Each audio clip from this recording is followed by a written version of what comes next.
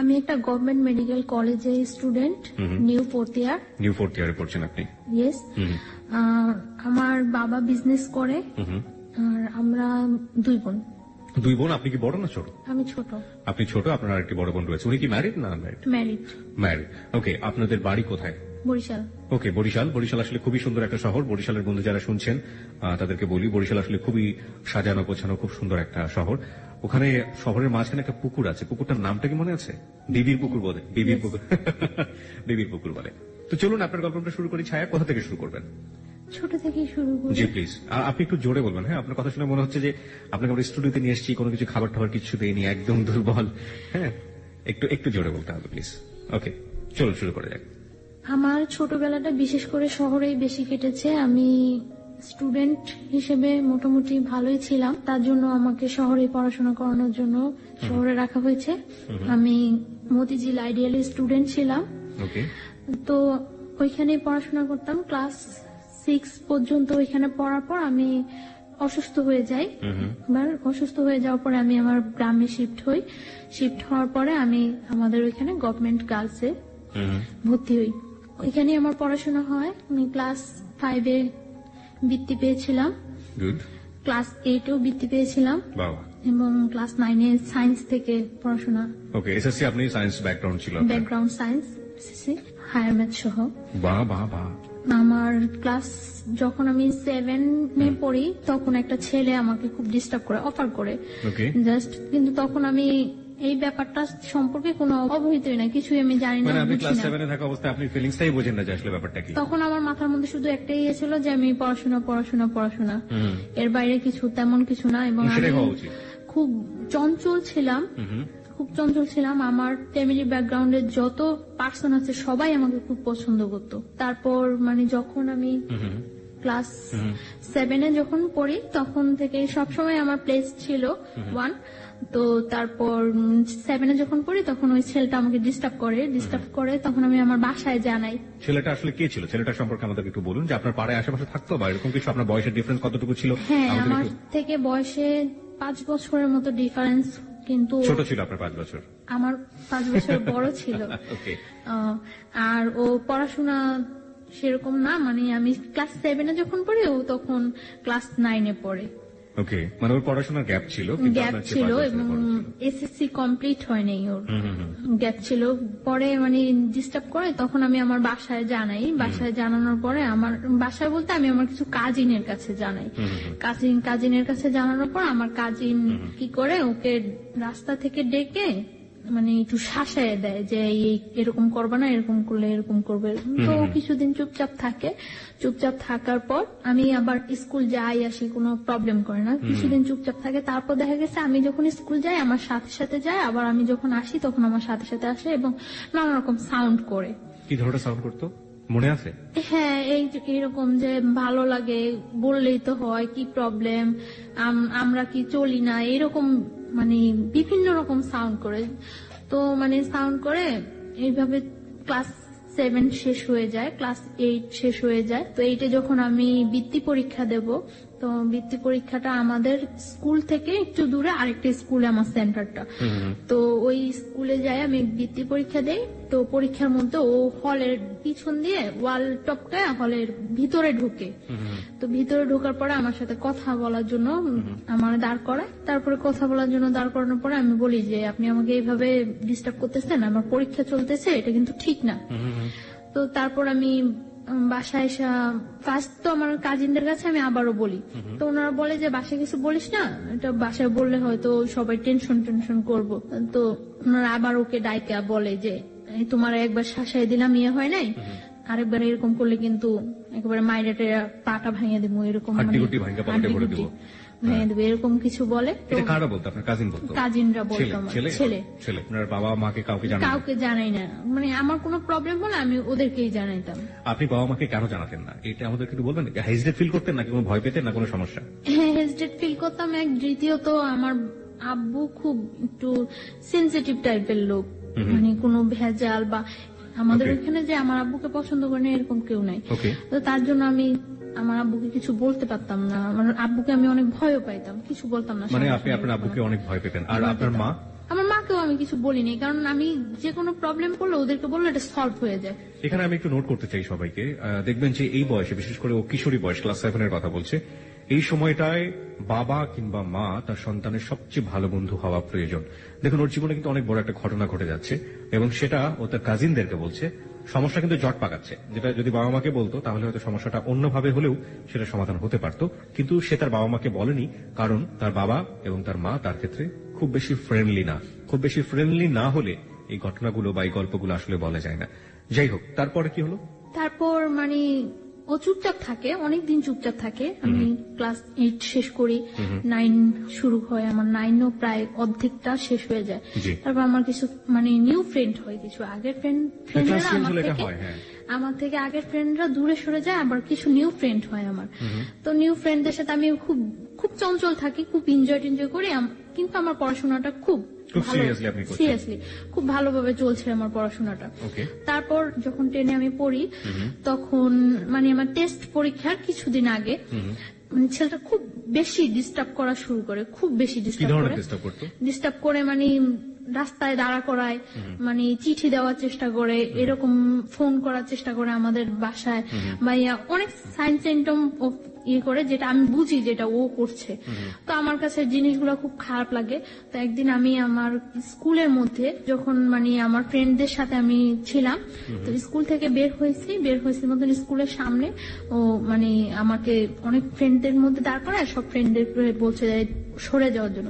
সবাই সরে যাওয়ার পরে আমি খুব বিরক্ত হই, খুব রাগ বিহেভ করি ওর সাথে। কি করেন আপনি? দেখুন, আপনি রাগ বিহেভ না বলে আপনি বলুন যে আপনি যেটা করেছিলেন সেটাই। হ্যাঁ, রাগ বিহেভটা হলো আমি ওর সাথে খুব উচ্চ স্বরে কথা বলি। উচ্চ স্বরে কথা বলার পর মানে, কেন আমাকে দাঁড় করাইছেন, এইরকম করতেছেন কেন, আপনি কি আমার যোগ্য নাকি, এইভাবে আমি অনেক কথা বলি। গালি টালি দিয়েছিলেন? না, গালি টালি না, আমি ওইটা কখনোই পারি না। তারপর মানে আমি একটু মজা করছিলাম। আমি একটু জানি যে ওই ছেলেটা তখন আপনার সাথে কি করলো, আপনি যখন রাগারাগি করছিলেন? চুপ করে বসেছিল? না, চুপ করে নাই, ও মানে দাঁড়ায় অনেক চোখগুলা অনেক লাল লাল লাল থাকতো, ওর চোখ টোক বড় করে অনেক ইয়ে হয়েছে। তো আমি এক পর্যায়ে আমি ছেলেটাকে একটা চট মারি। এক পর্যায়ে ছেলেটাকে আমি কথা কাটাকাটি হয়, এক পর্যায়ে চড় মারি। এখন স্কুলের সামনে অনেক স্টুডেন্ট থাকে, অনেক লোকজন ছিল, এমনকি মানে ওই স্কুলের সামনে ঝালমুড়ি আলারা পর্যন্ত ওর ফেভারিট ছিল, সবাই আমাকে মানে ওর কথা বলতো। তো চড় মারি, এটা ওর খুব গায়ে লাগে। গায়ে লাগার পরে কিছুদিন পর ও আমার একদিন স্কুলের মধ্যে যায়। আপনার স্কুলের মধ্যে যখন যাচ্ছে সেই ঘটনাটা আমি আসবো, তবে তার আগে আমাকে বলেন তো, এই ঝালমুড়িওয়ালাও তার ফেভারিট ছিল, মানে সবাই ফেভারিট ছিল, ব্যাপারটা ঠিক বুঝতে? ও কি একই স্কুলে পড়তো আপনার? না, আমি গার্লসে পড়তাম, আচ্ছা, ও বয়েজে পড়তো। আমি যখন ক্লাস 10-এ পড়ি তখনও ও এসএসসি কমপ্লিট করতে পারে নাই। না, আমি জানতে চাচ্ছি যে ফেভারিট ছিল মানেটা কি? ও কি খুব পপুলার ছিল ওই মুহূর্তে ক্যাম্পাসে বা ওরকম কিছু? না, পপুলার ছিল না, ও ওইখানে খুব যাতায়াত করতো, ও দেখতে সুন্দর ছিল, মানে যে কোনো কারোর সাথে কথা বললে তাকে খুব ইজি ম্যানেজ করতে পারে। তার জন্য ঠিক আছে। তারপরে কি হলো? তারপরে আপনার চড় মারার পরে আপনি বলছিলেন যে চড় মারার পরে কিছুদিন যায়, মনে হয় 4-5 দিন যায়। 4-5 দিন গ্যাপের পরে ও একদিন আমার স্কুলে যায়। তো আমি কলের কাছে ছিলাম, কলের কাছ থেকে আমি ঘুরে আসতে নেওয়ার পরে আমি হঠাৎ ওকে দেখে আমি মানে যেই পথে আসতেছিলাম ওটা ব্যাক করে অন্য পথে আসতে নেই।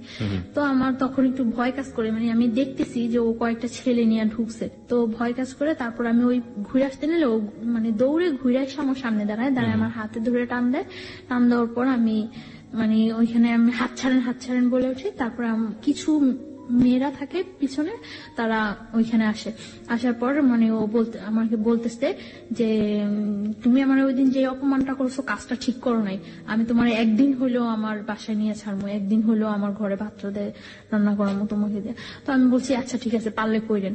এরকম কথা বলার পরে প্রেক্ষিতে মানে ও তখন চলে আসার পরে অনেক দিন যাবত গ্যাপ থাকে। আমার এসএসসি কমপ্লিট হয়ে যায়, ওকে আমি দেখি না। এসএসসি কমপ্লিট হয়ে যায়, আমি তো মনে করছি ও মনে হয় চলে গেছে, কোথাও ইয়ে হয়ে গেছে। এসএসসি কমপ্লিট হয়ে যায়, আমি ঢাকা আসি। আমি আগে আমাদের ওইখানে কলেজেই ভর্তি হই আর পরে ঢাকা আসি। তখন ওই ইয়ারের সিস্টেম ছিল মানে পয়েন্টেই ভর্তি করানোর জন্য ওই ইয়ার সিস্টেম হয়। তো আমি হোলি ক্রসে ভর্তি হই, ফার্মগেট হোলি ক্রসে ভর্তি হই। ভর্তি হওয়ার পর আমি এখানে একেবারে শিফট হয়ে যাই ফার্মগেট হোস্টেলে। এখানে পড়াশোনা করে মাঝে মাঝে বাড়ি যাওয়া হয়, ঈদে বাড়ি যাওয়া হয়। এমনিতে ততটা বাড়ি যাওয়া হয় না, খুব ইয়ে থাকে আমার উপরে, খুব প্রেশার থাকে পড়াশোনার উপর যে আমার রেজাল্ট ভালো করতেই হবে। তো আমার চলছে, ভালোই পড়াশোনা চলছে। ইন্টার পরীক্ষা দেওয়ার পরে বাড়ি যাই, অনেক দিন থাকি বাড়িতে। ওকে। যতদিন পর্যন্ত রেজাল্ট না হয় বাড়িতে থাকি। রেজাল্ট হওয়ার কিছুদিন আগে আমি ঢাকা আসি মেডিকেলের জন্য কোচিনে এডমিট হই। তো এখানে কোচিং টুচিং করার পরে মেডিকেল আমি এডমিশন দিই। মেডিকেলে এডমিশন দেওয়ার পরে আমার মেডিকেলে চান্স হয়। চান্স হওয়ার পরে ওইখানে ভর্তি টর্তি হওয়ার কিছুদিন পরে ক্যাম্পাস বন্ধ হওয়ার পরে আমি বাড়ি যাই। ফার্স্টলি বাড়ি যাওয়ার পরে আমি আমার ওই ফ্রেন্ডের সাথে এমনি কন্ট্যাক্ট হয়। এর মধ্যে একটা ফ্রেন্ড ঢাকায় এডমিট হয়েছে ইডেন কলেজে, তো ওর সাথে ভালো কন্ট্রাক্ট থাকে। তো বাড়ি যাওয়ার পরে সবার সাথে কন্ট্রাক্ট হয়। কন্ট্রাক্ট হওয়ার পর আমরা ঠিক করি যে একদিন টিচারের সাথে দেখা করবো। আমরা বাড়িতে যে হায়ার ম্যাথ যে টিচারের কাছে করতাম ওই টিচারের কাছে দেখা করবো। ওই টিচার হলো বরিশাল মদনমোহন কলেজের টিচার। মদনমোহন কলেজের টিচারের সাথে দেখা করব। তো ওই টিচারের কাছে দেখা করার জন্য আমরা যাই, সকালবেলা যাই। আমি ওই দিন আমি চলে আসবো ঢাকা, তার জন্য আমি সকালবেলায় যাই যে আমার বিকালে ঢাকা চলে আসতে হবে। বরিশাল থেকে আসার ওয়েটা বিকালে। তো আমি সকালবেলা যাই, যাওয়ার পরে মানে অনেকক্ষণ হয়ে যায়, আমার ফ্রেন্ডেরা কেউ আসে না। তারপর আমি ফোন করি সবাই, কি ব্যাপার তোমরা আসো না কেন? বলতেছে আমাদের তো আজকে পিকনিক, তো একটা কাজ করি আমরা সবাই রেডি হয়ে আসি দেখা টাকা করে চলে যাব। তো আমি বলতেছি আচ্ছা ঠিক আছে আসো, আমি কিছুক্ষণ ওয়েট করি। তারপর আসছে ওরা, আসার পরে ওরা বলতেছে আমাদের সাথে চল। আমি বলতেছি না আমার তো আজকেই ঢাকা যেতে হবে, আর তাছাড়া আমি বাসায় বইলে আসিনি, আমার আম্মু অনেক রাগ করবো, সবাই অনেক রাগ করবো, আমি বইলে আসিনি, এটা কিছুতেই সম্ভব না যাওয়া। পরে বলতেছে আচ্ছা আমরা তো তোর বাসার সামনে দিয়ে যাব, তুই আমাদের সাথে চল, তোকে শিফট করে দিয়ে চলে যাবো আমরা। তো আমি আচ্ছা ওকে ঠিক আছে। তো আমি একটা মাইক্রো, ওরা এই মাইক্রোটাতে করে আসছিল, আমি ওই মাইক্রোতে ওরা উঠে আমি পথ থেকে নেমে যাবো, তো আমি লাস্টে উঠি। ওঠার পরে আমি যখন মানে উঠে আমি নক করি, পরে ঘোরার পরে আমার আর কিছু মনে নেই। আচ্ছা আচ্ছা। এখানে যে কি হয়েছিল আমি কিছুই বলতে পারবো না, জাস্ট আমি একটা স্মাইলের মতো ফিল করছি। তারপর আমি আর কিছু মনে নেই, আমার সেন্স ছিল না। আমার যখন সেন্স আসে তখন সন্ধ্যার দিকে আমি ফিল করতেছি যে তখন সন্ধ্যা জাস্ট আজান হচ্ছে এরকম সময়, এবং তখন আমি দেখতেছি যে আমি মাওয়া ঘাট ওভার করেছি, just Postogola bridge, Dhaka Postogola bridge. কিন্তু আমি তখন মুখে কিছু বলতে পারছি না এবং কোনো কিছু, আমি জাস্ট একবার কি দুইবার চোখ খুলে আবার চোখ অফ হয়ে গেছে। তারপর আমি আর কিছু বলতে পারবো না। যখন আমার সেন্স আসছে রাত্রে, তখন প্রায় 2:30 কি 3টা বাজে মনে হয়, আমি ওইরকম মনে হচ্ছিল আমার কাছে 2:30 কি 3টা বাজে। তখন আমি যে জায়গা ওই জায়গাটা টাঙ্গাইল, মানে আমি ব্যাক আসার সময় দেখেছি যে ওটা টাঙ্গাইল, কিন্তু তখন আমি জানি না ওটা যে টাঙ্গাইল। আমি একটা বাসায় আছি, ওই বাসায় অনেক লোকজন আছে, এবং আমি এর মধ্যে যখন আমি মাওয়াতে পোস্তকলা ব্রিজ, মাওয়া ঘাট যখন শেষ হলো, পোস্তকলা ব্রিজে যখন আমি চোখ খুললাম, তখন আমি দেখছি যে আমার পাশে ওই ছেলেটা বসা, সামনে আরেকটা ছেলে বসা, মাইক্রোতে 2টা ছেলে, আর আমি সামনে যে ছেলেটা বসা ওই ছেলেটাকে আমি কখনোই দেখি নাই, আর আমার সাথে পরিচিত না ছেলেটা। আপনি কি মাইক্রোতে তখন আপনি মাইক্রোর ভিতরে? তখন আমি এর মধ্যে যে 2বার চোখ খুললাম, তখন আমি দেখতে পেয়েছি যে আমার সামনে ছেলেটা ড্রাইভারের পাশে বসা, যাকে আমি কখনোই দেখিনি এর আগে, আর আমার পাশে ওই ছেলেটা। এবং তারপর তো রাত্রে আমি যেই বাসায়, যখন আমার সেন্স আসে তখন আমি ওই বাসায়, এবং আমি দেখি যে আমার চারপাশে অনেক লোকজন, ওই বাসার অনেক মেম্বার, বাট আমি তাদের কাউকে তো কখনোই দেখিনি, চিনিও না। তারপর আমি জিজ্ঞাসা করলাম যে আমি এখানে কেন আসছি এবং কিভাবে। তারপর বললো যে তুমি এখানে কোনো শব্দ করবে না, সাউন্ড করবে না, এখানে যদি কোনো সাউন্ড করো তোমারই কিন্তু প্রবলেম হবে, তো এখানে কোনো সাউন্ড টাউন্ড করবে না, চুপচাপ শুয়ে থাকো। তারপর বললাম যে কেন আমি চুপচাপ শুয়ে থাকবো, আমি এইখানে আসলাম কিভাবে, আমি তো এখানে আসা না, আমার তো আজকে ঢাকা যাওয়ার কথা। তারপর বলতেছে তুমি ঢাকায় আসো, প্রবলেম নাই। ওই বাসায় একটা মহিলা বলতেছে আমাদের, তুমি ঢাকায় আসো, প্রবলেম নাই, চুপচাপ শুয়ে থাকো, আমরা কিন্তু লোক বেশি ভালো না, বেশি সাউন্ড করবা একেবারে জবাই করে দেবো। আমি তারপর চুপচাপ শুয়েছিলাম। সকাল হওয়ার পর আমি দেখলাম যে ওই ছেলেটা আসছে ওই বাসায়, ওই বাসায় ছিল না, আমি ছিলাম ওই বাসায়, আসছে। এবং আসার পরে মানে এতক্ষণ তো আমি সবার সাথে কন্টিনিউ ছিলাম, আসার পরে আমাকে একটা রুমে আলাদা করে মানে বসিয়ে আমার হাত পা বেঁধে দেওয়া হয়েছে। বেঁধে তারপরে ও বলতেছে এবার বুঝছো আমার সাথে খারাপ ব্যবহার করার কি ফল, আমি তো তোমার আগেই বলছিলাম যে আমার সাথে রাফ বিহেভ করে কিছু করতে পারবো না, আমার সাথে খারাপ ব্যবহার করার ফল বুঝছো। আমি বলছি যে আপনি কেন নিয়ে আসছেন আমাকে এখানে।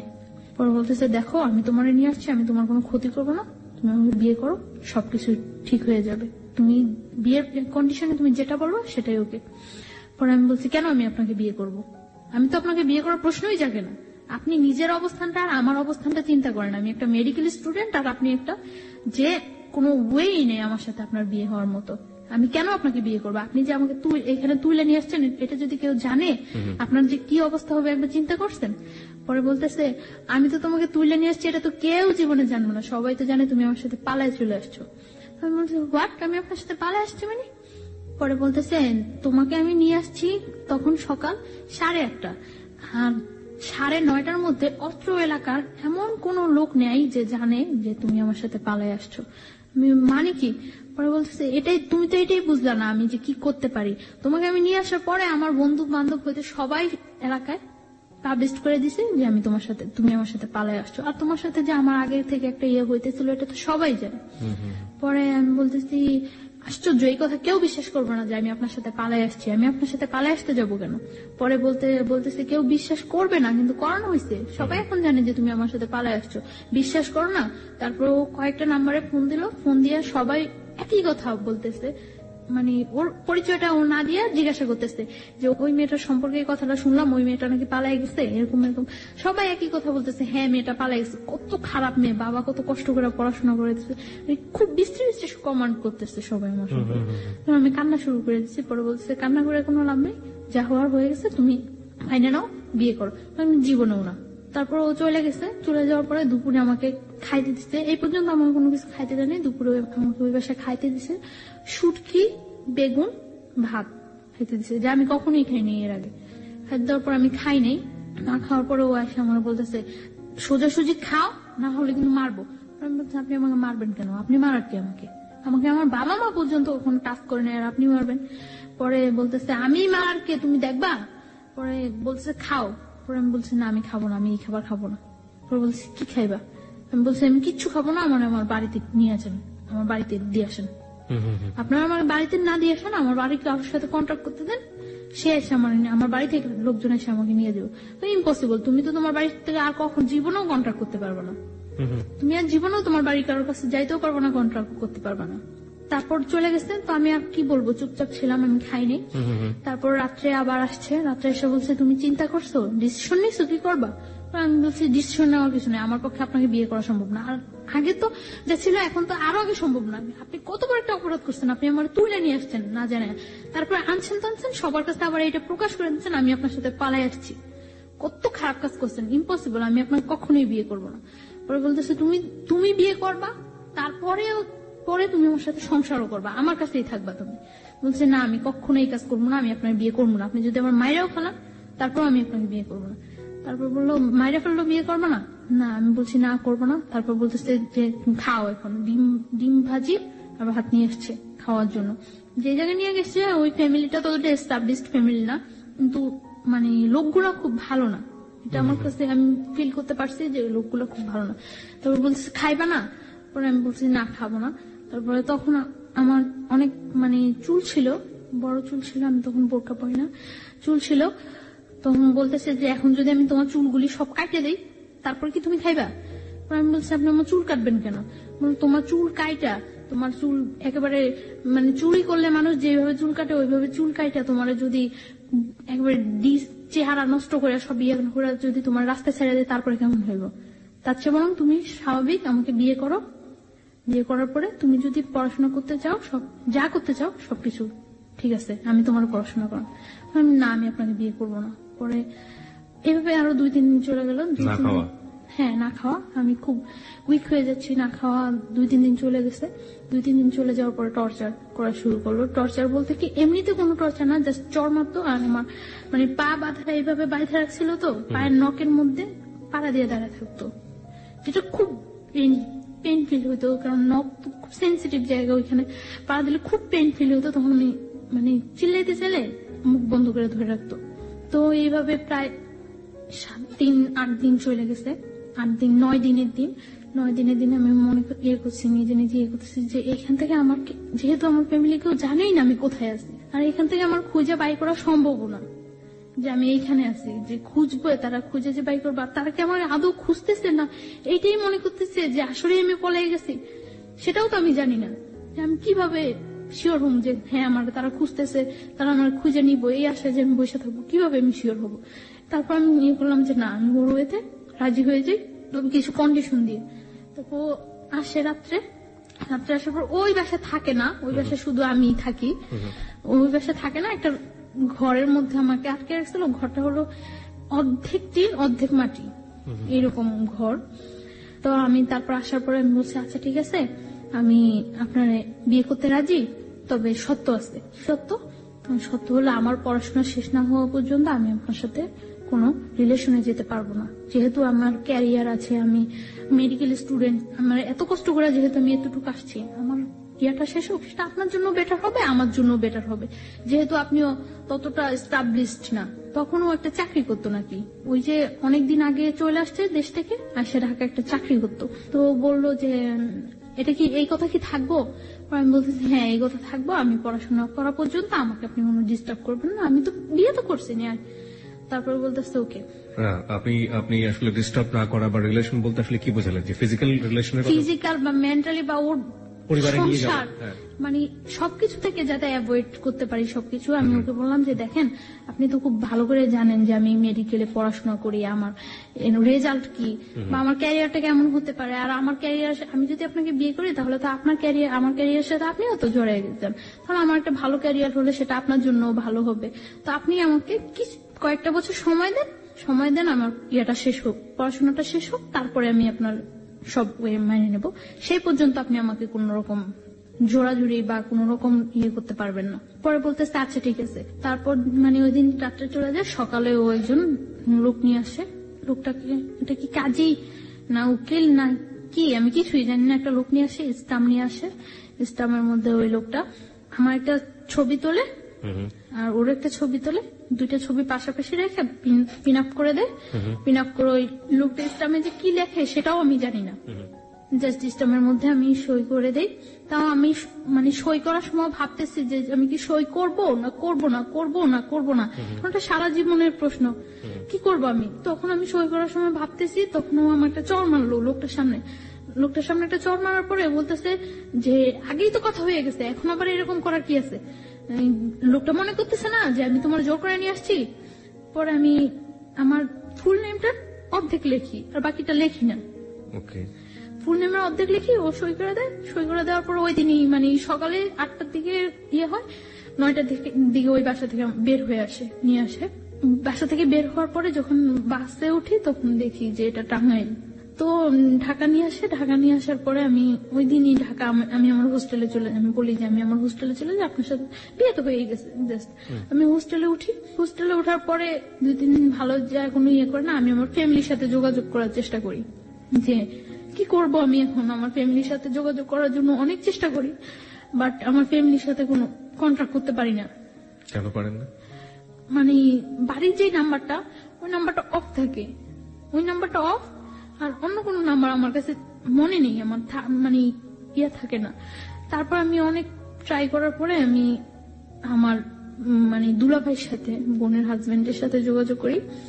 যোগাযোগ করার পরে উনি বলতেছে যে আচ্ছা যা হয়েছে তো হয়ে গেছে, কেউ বিলিভ করে না যে তুমি ইয়ে করছো, তোমার নিয়ে গেছে, সবাই এটাই বিলিভ করে। আর দেখো গ্রাম তো, সমাজ তো, সবাই একটাই জিনিস বিশ্বাস করে যে তুমি ইয়ে করছো, চলে গেছো।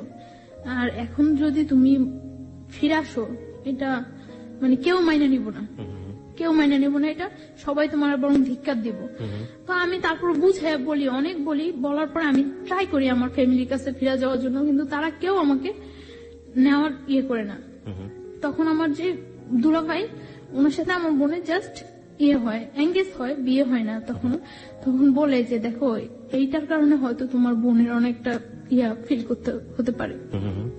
তো উনি এই কথা বলার পর আমি মানে চুপচাপ থাকি। তারপর উনি বলে যে তুমি যেভাবে আসো ওইভাবে থাকো, তোমার যতটা হেল্প প্রয়োজন সব আমি করবো, কেউ ইয়ে করবে না। তোমার হেল্পের প্রয়োজন আমি, যতটা ইয়ে করার প্রয়োজন আমি করব, তুমি পড়াশোনা করতে থাকো, আমি ট্রাই করবো তোমাকে যথাসম্ভব বাহিরে পাঠিয়ে দেওয়ার জন্য। কারণ তুমি বাহিরে গেলে গিয়ে তো ওরা আয়ত্তার বাইরে চলে যাবে। জানালেন না ব্যাপারটা? হ্যাঁ জানাই, কিন্তু তারা কেউ আমাকে নেওয়ার জন্য আগ্রহ ফিল করে না। আপনি আমাকে একটু বলেন তো, খুলেই বলেন যে আপনি ফার্স্ট কখন বাবা আমাকে জানালেন, কি রিয়াক্ট করলো, আমি একটু জানতে চাই। This is a very important part of this story. হ্যাঁ, আমি যখন মানে ঢাকা আসি হোস্টেলে উঠি। হোস্টেলে ওঠার পরে তখন আমার কাছে কোনো টাকা পয়সা কিছুই থাকে না। তো হোস্টেলে ওঠার 2-3 দিন পরে আমি আমার একটা ফ্রেন্ডের নাম্বার থেকে আমার বাড়িতে ফোন করি। ফোন করার পরে বাড়ির নাম্বারটা অফ। এভাবে আরো 4-5 দিন চলে যায়, আমি কারোর সাথে কন্ট্যাক্ট করতে পারি না। তারপরে আমি হঠাৎ একদিন আমি আমার বই নাড়তেছি, বইয়ের মধ্যে আমার ওই দুলাভাইয়ের নাম্বারটা পাইছি। পাওয়ার পরে আমি আমার দুলাভাইয়ের কাছে ফোন দিছি। দুলাভাইয়ের কাছে ফোন দেওয়ার পরে ভাইয়াকে আমি সব বললাম। আপন দুলাভাই এটা? হ্যাঁ। ওকে। সবকিছু বলার পর আমার ভাইয়া বলল যে কেউ আমাকে এখন নেওয়ার জন্য প্রস্তুত না। তারপর আমি আমার মার সাথে কথা বললাম। তারাও কোনো ইয়ে করতেছে না যে তুমি যা হয়েছে তুমি চলে আসো, আমরা তোমার আবার নতুন করে পড়াশোনা করবো, আমাদের কাছে রাখবো, কোনো ইয়ে হবে না। কিন্তু তারা কেউ এরকম কোনো, সবার একটাই ক্ষোভ আমি চলে আসছি। সবাই জানে যে আমি পালাই আসছি, কিভাবে আসলাম, এতটা ইয়া করলো তারা আমার জন্য। সবাই আমাকে খুব ঘৃণা করে। তখন আমি ফিল করি যে সবাই আমাকে খুব ঘৃণা করে। তখন আমার মধ্যেও রাগ হয় যে আমি এতটা তাদেরকে সাপোর্ট দিছি, তারা যেইভাবে চাইছে আমি ঠিক ওইভাবে পড়াশোনা করছি, ওইভাবে ইয়ে হয়েছি। এই মানুষগুলো আমাকে এতটা ভালোবাসতো, আর সামান্য কয়টা দিনের ব্যাপারে এই মানুষগুলো আমার এতটা অবিশ্বাস করে। আমার মধ্যেও খুব রাগ হয় তখন যে আমি বারবার ফোন করতেছি, বারবার চেষ্টা করতেছি তাদের কাছে যাওয়ার জন্য, কিন্তু কেউ রেসপন্স করতেছে না। একটা লোক বলতেছে না যে আচ্ছা তুমি আসো, বা আমরা আসতেছি তোমার নিয়ে যাবো, বা তুমি আমাদের কাছেই থাকবা, আগের মতো যা হয়েছে সব ভুলে যাও। কেউ আমাকে এই সাপোর্টটা দেয় না। সবাই বলে যে এই কাজটা তুমি কিভাবে করলা, এই কাজটা তুমি কিভাবে করলা। কেউ আমার কথা বিশ্বাসই করে না যে আমি এই কাজটা করিনি।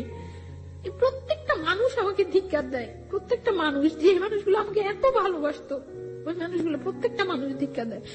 তারপর আমি ইয়ে করি যে যা হয়েছে, তারা যখন আমার চাই না, আমি আমার নিজে পাই যেইভাবেই হোক দাঁড়াইতে হইবই, আমি যেইভাবেই হোক আমার পড়াশোনাটা চালিয়ে যেতে হবে। এর জন্য যদি আমার ওই ছেলে সাহায্য নিতে হয় আমি তাও নিব। তারপর আমার ভাইয়া বলে যে তোমাকে যতটুকু সাপোর্ট করে আমি করবো, তবে আমি এটা করতে পারবো না যে তোমার আমি নিয়ে আসবো, এটা আমি পারবো না। তোমাকে আমি সাপোর্ট করবো, তুমি পড়াশোনা করতে থাকো, আমি ট্রাই করতে থাকি তোমাকে যেভাবে হোক বাহিরে পাঠিয়ে দেওয়ার জন্য। বাহিরে পাঠাইলে তোমার ক্যারিয়ারটাও ঠিক হয়ে যাবো, তুমি কয়েক বছর বাইরে, 4-5 বছর বাইরে থাইকে আসলে সবকিছু দেখবে ঠিক হয়ে যাবো। তারপর আমি ভাইয়ার কথা মতো ইয়ে করতে থাকি। তো এটা যেভাবে হোক জানতে পারে যে আমি আমার ফ্যামিলিতে কন্ট্রাক্ট করছি, জানতে পারে। জানার পরে ও হোস্টেলে এখানে নানা রকম প্রবলেম করা শুরু করে।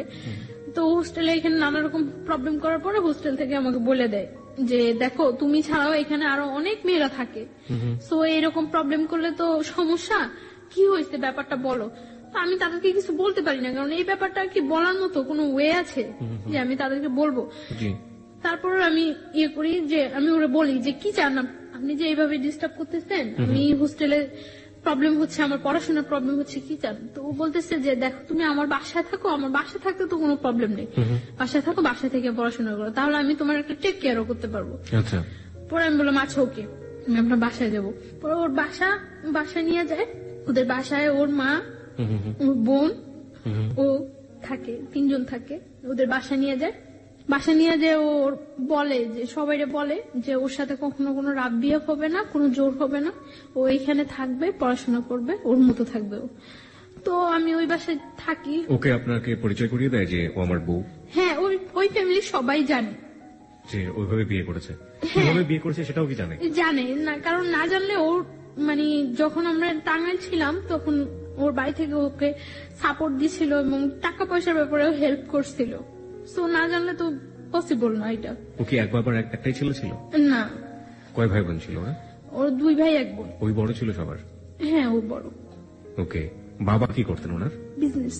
ওকে, ঠিক আছে, চলুন। তারপর ওর বাসায় যাওয়ার পর ও ইন্ট্রোডিউস করে দেয় সবার সাথে এবং সব বলে যে যাতে আমার উপর কোনো প্রেশার ক্রিয়েট না করে। তো ওই বাসায় থাকে, আমি পড়াশোনা করতেছি, ভালো ইয়ে করতেছি, কিন্তু আমার মনের মধ্যে সবসময় একটা ভয় কাজ করতো যে ওর বাসায় আছে, ও তো খারাপ, ও খারাপ না হলে এই কাজটা জীবনেও আমার সাথে করতে পারতো না। সো কখন যেন ও কি করে সবসময় আমার মনের মধ্যে একটা ভয় কাজ করতো। এবং আমি খুব দিন দিন খুব অসহায়, সবসময় মনে হতো যে দুনিয়াতে আমার কেউ নাই, আমি খুব অসহায় এরকম ফিল করতাম আমি। কারণ কারো কাছে আমি না প্রকাশ করতে পারতাম, না কারো কাছ থেকে কোনো সাহায্য নিতে পারতাম। তো আমার ভাইয়ার কাছে, আমি কলেজে যাই ভাইয়ার কাছে ফোন দিতাম। ফোন দেওয়ার পরে ভাইয়া বলতো যে যেহেতু ও তোমার উপর কোনো প্রেশার করছে না, তুমি থাকো, আমি যতদিন পর্যন্ত তোমার বাহিরেও যাওয়ার ওয়েট না করতে পারতেছি ততদিন পর্যন্ত তুমি থাকতে হইবে এখানে। তো তারপর আমি কলেজে যাই, পড়াশোনা করি, কোনো ইয়ে করে না। তো আমি সকাল 7টার দিকে কলেজে চলে যেতাম।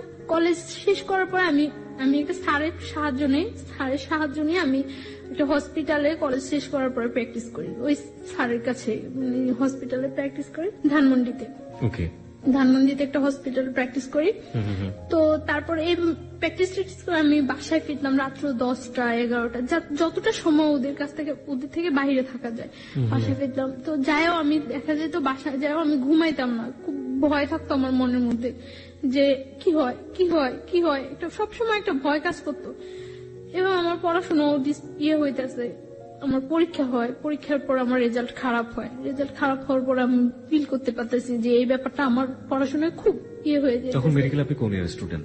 ফার্স্ট ইয়ার দিচ্ছেন আপনি, ফার্স্ট ইয়ার ফাইনাল দিচ্ছেন? ফার্স্ট ইয়ার ফাইনাল দিচ্ছি। তো তারপর আমি করি যে এইভাবে তো চলতে পারে না, এইভাবে কিভাবে আমার যেভাবেই হোক ওদের সাথে আমার মানায় যাইতেই হইবে, যেভাবেই হোক এইভাবে আমার পড়াশোনার ক্ষতি হইতেছে। তো রেজাল্ট খারাপ হয়, তারপর আমি আবার ভালো করে পড়াশোনা করা শুরু করি। আমি সারাদিন বাইরে থাকলেও সারা রাত জেগে পড়াশোনা করি, তো আমার শরীর খুব হয়ে যেতেছে। ওই ছেলেটা কি করতো ওই সময়টাতে আপনার?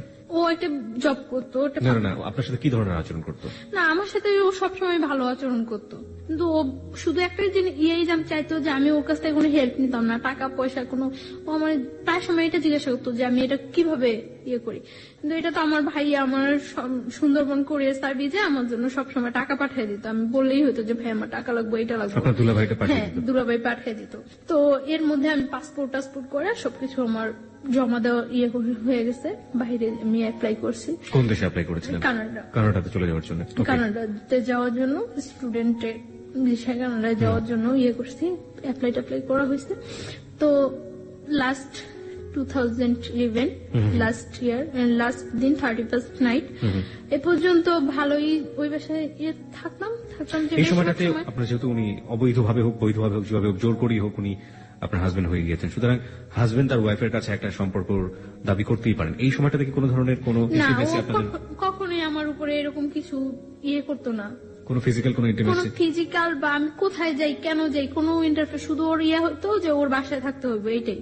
মানে কখনো আপনার ফ্রিডম নিয়ে কোনো অত্যাচার করতো না, কিছু করতো না, শুধু একটা কথা আমার বাসায় থাকতে হবে। হ্যাঁ, বাসায় থাকতে হবে। ও মানে মনে করতো যে হয়তো বা ওর বাসায় থাকলে আমি সেফ আছি, কিছু করতে আসছি না বাহিরে। কোন ধরনের অত্যাচারও করেনি, মানসিক বা শারীরিক? না, শারীরিক কোনো অত্যাচারও করতো না। তো আমি দেখা যেত বেশিরভাগ সময় বাহিরে খাইতাম, বাহিরে থাকতাম। আমি তখন শাশুড়ি বলাটা ঠিক হচ্ছে না কিনা জানি না, ওর বাড়ির যে অন্যান্য যে মানুষজন যারা ছিলেন তারা কি ধরনের আচরণ করতেন আপনার সঙ্গে? হ্যাঁ, আমার শাশুড়ি মানে ওর মা ফিল করতে পারতো যে আমি ওকে খুব ডিসলাইক করি এবং আমি আজকে হোক কালকে হোক চলে যাবো, এটা উনি ফিল করতে পারতো। উনি সবসময় বলতো যে এই মেয়ের জন্য এত কিছু করতেছোস, এই মেয়ের পড়াশোনা করানোর জন্য এই মেয়ের জন্য এত কিছু করতেছ, মেয়ে থাকবো না। তো সবাই বলতো, মানে উনি আপনার সাথে কোনো খারাপ আচরণ করতো না, আমার সাথে কোনো করতো না। আমার সাথে জাস্ট মানে আমি খুব কথা বলতাম না বাসায়, যে সবসময় আমি চুপচাপ থাকতাম, অফ থাকতাম সবসময়। যতটা টাইম বাসায় থাকতাম বেশিরভাগ টাইমে বই নিয়ে বসে থাকতাম, এরকম মানে আমি না পড়লেও দেখাইতাম যে আমি পড়তেছি, যাতে কেউ ডিস্টার্ব না করে, যাতে কেউ কথা বলতে না আসে। তো আমি শুনতাম উনি বলতো যে এই মেয়ে থাকবো না, এই মেয়ে তো চলে যাইবই, এই মেয়ে তো চলে যাইবই, কারণ যে করার মতো সংসার করার মতো ওই মেয়েই ডিফারেন্স, ও চলে যাবে। তো মানে উনি ফিল করতো এবং উনি ফিল করতো যে আমি ওদেরকে খুব ডিসলাইক করে, এটা উনি ফিল করতো এবং উনি এটা বলতো বারবার। ওকে, যাই হোক, তারপর একটা করতাম, আমি ওই বাসায় কখনো ঘুমাইতাম না। কেন? এই 1 বছর 3 মাস 3.5 মাস আমি ওই বাসায় ছিলাম। আমার মনে হয় না আমি 1 বছর 3 মাস 3.5 মাসে ওই বাসায় 3 দিনও ঘুমাইছি। কখনো আমি ঘুমাইতাম না। আমার মনের মধ্যে এটা ভয় কাজ করতো, হয় আমার মায়ের ফেলাইবো, না আমার সাথে জোর করে কিছু করবো, এরকম একটা ভয় সবসময় আমার মনের মধ্যে কাজ করতো।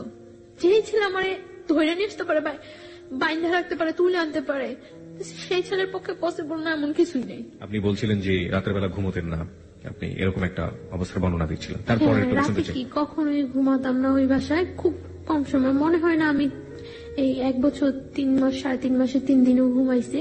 আমার বেশিরভাগ আমি কলেজ ক্লাস শেষ করে যে গ্যাপটা হতো, ক্লাস থেকে আমি নিউ আইটাল হসপিটালে যাইতাম, যেখানে আমি প্র্যাকটিস করতাম।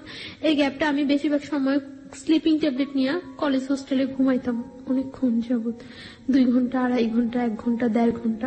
এবং ওই টাইমটা দেখা যেত যদি ঘুম যদি না আসে তার জন্য আমি বেশিরভাগ সময় স্লিপিং ট্যাবলেট ইউজ করতাম, যাতে আমার ওই ঘুমটা হয়ে যায়। ঘুম হয়ে যায় যাতে।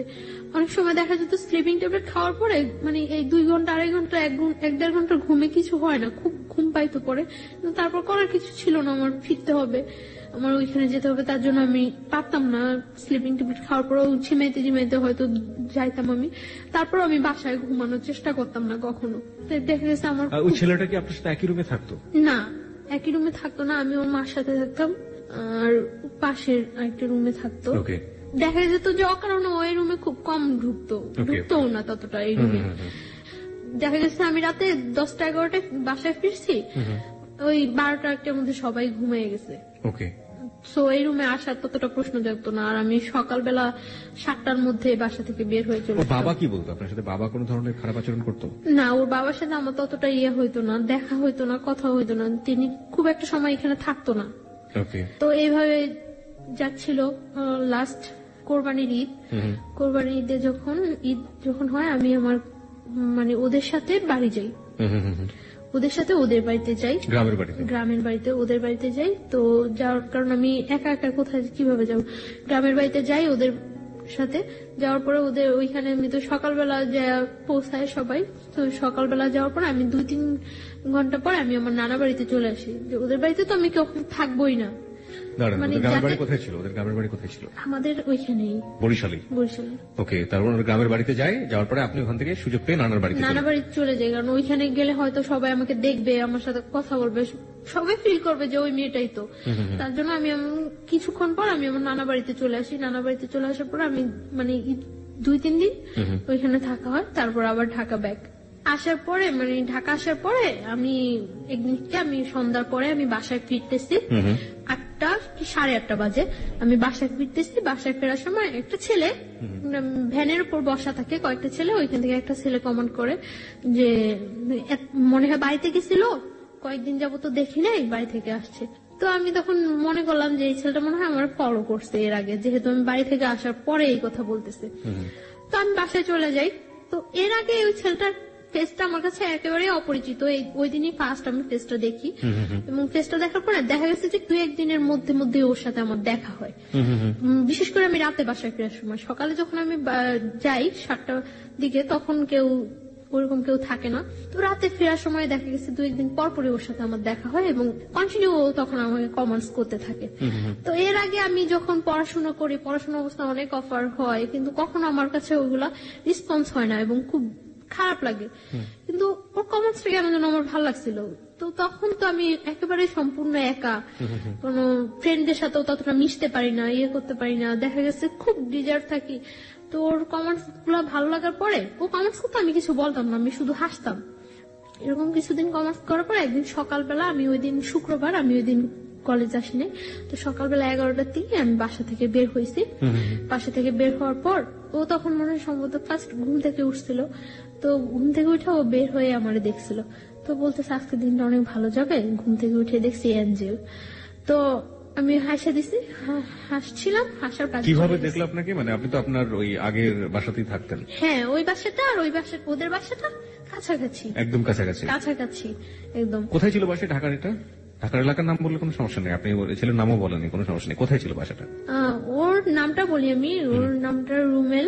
মানে যে ছেলে আপনাকে জোর করে বিয়ে করেছে? না, মানে সেকেন্ড ওয়ান, যার সাথে পরিচয় হচ্ছে। আর বাসাটা কোথায় ছিল ঢাকার? আপনি বাসাটা বলতে যাচ্ছেন না? ওকে, ঠিক আছে, যান। তারপর? কারণ ওই এলাকাটার সবাই প্রায় কম বেশি ঘটনাটা জানে এবং আপনাকে সবাই চেনে। ওকে, ঠিক আছে। আমি এখানে একটু শ্রোতারা অনেক খেপে যাবেন আপনার উপরে, আমি একটু শ্রোতাদেরকে অ্যাড্রেস করতে চাই। দেখুন, আপনারা যারা বলছেন যে আপনারা ওর বাসার নামটা জানতে চান, ও কোথায় থাকে সবকিছু জানতে চান, এই প্রশ্নগুলো আমি ওকে করেছি, এবং তারপরেও যারা ক্ষিপ্ত হয়ে যাচ্ছেন ওর উপর, তাদের উদ্দেশ্যে আমি একটু বিনয়ের সাথে বলতে চাই, ওর বাসার অ্যাড্রেসটা জেনে বা যে ঘটনাটা যেখানে ঘটেছে এটা জেনে আপনি কি বা করবেন বলুন। আপনার এখানে বলতে চাচ্ছি না এই কারণে যে আমি তো সম্পর্কটা থেকে এখনো বিচ্ছিন্ন না। এক্স্যাক্টলি, আমরা গল্পের শেষ পর্যন্ত যাবো, সেটা আপনি আগে থেকে কিছু বলে দিন না। আমরা একটা জিনিস বলি আপনাকে, সেটা হচ্ছে তাদেরকে বলবো যে প্লিজ আমরা গল্পটা থেকে সবাই যে জিনিসটা নেবার চেষ্টা করবো সেটা হচ্ছে মোরাল লেসনটা আসলে কি, ভুলটা আসলে কারা কারা করেছে, কোন কোন জায়গাগুলোতে ভুল হয়েছে। বাসার ঠিকানা জেনে কিংবা ওর পার্সোনাল লাইফ সম্পর্কে আরো বেশ কিছু জেনে ও কোথায় থাকে সেটা জেনে আসলে ওর কতটুকু কিওর আমরা করতে পারবো। হ্যাঁ, সেই হেল্পের জায়গাটা যদি কিছু থেকে থাকে করার থাকে তাহলে ও যতটুকু বলবে ততটুকুই আসলে এনাফ। আমরা ওই শ্রদ্ধার জায়গাটুকু যিনি গেস্ট হয়ে আসেন, অতিথি হয়ে আসেন, তার প্রতি যেন বজায় রাখি। জি প্লিজ, তারপরে বলুন। তারপর আমি মানে যে কাজে বাসা থেকে বের হয়েছি ওই কাজে চলে যাই। তো চলে যাওয়ার পর এইভাবে চলতে থাকে কিছুদিন। তো 31st নাইট আমি সন্ধ্যার পরে বাসায় ফিরছি। তো আমি কিছু চকলেট কিনি। তো চকলেটের দোকানে যাওয়ার আগেই ও বলতেছে যে আজকেই বলে দেব নাকি সামনের বছর পর্যন্ত ওয়েট করব। তো ও বলতেছে, তখন আমি চকলেট কিনে আসার সময় ওর হাতে ওর একটা চকলেট মানে দূর থেকে এভাবে ধরে দিছি, দিয়ে বলতেছি যে কারোর জন্য কি কখনো কিছু ওয়েট করে, সবকিছু সময় মতোই বলতে হয়। আর এই যে একটা বছর গেছে গিয়ে এরকম একটা বছরের মতো একটা জীবনও চলে যেতে পারে। সো কারোর জন্য কখনো কিছু ওয়েট করানো উচিত না। যেটা আমার বলার বা যেটা আমার করার সেটা জাস্ট টাইমে করা উচিত।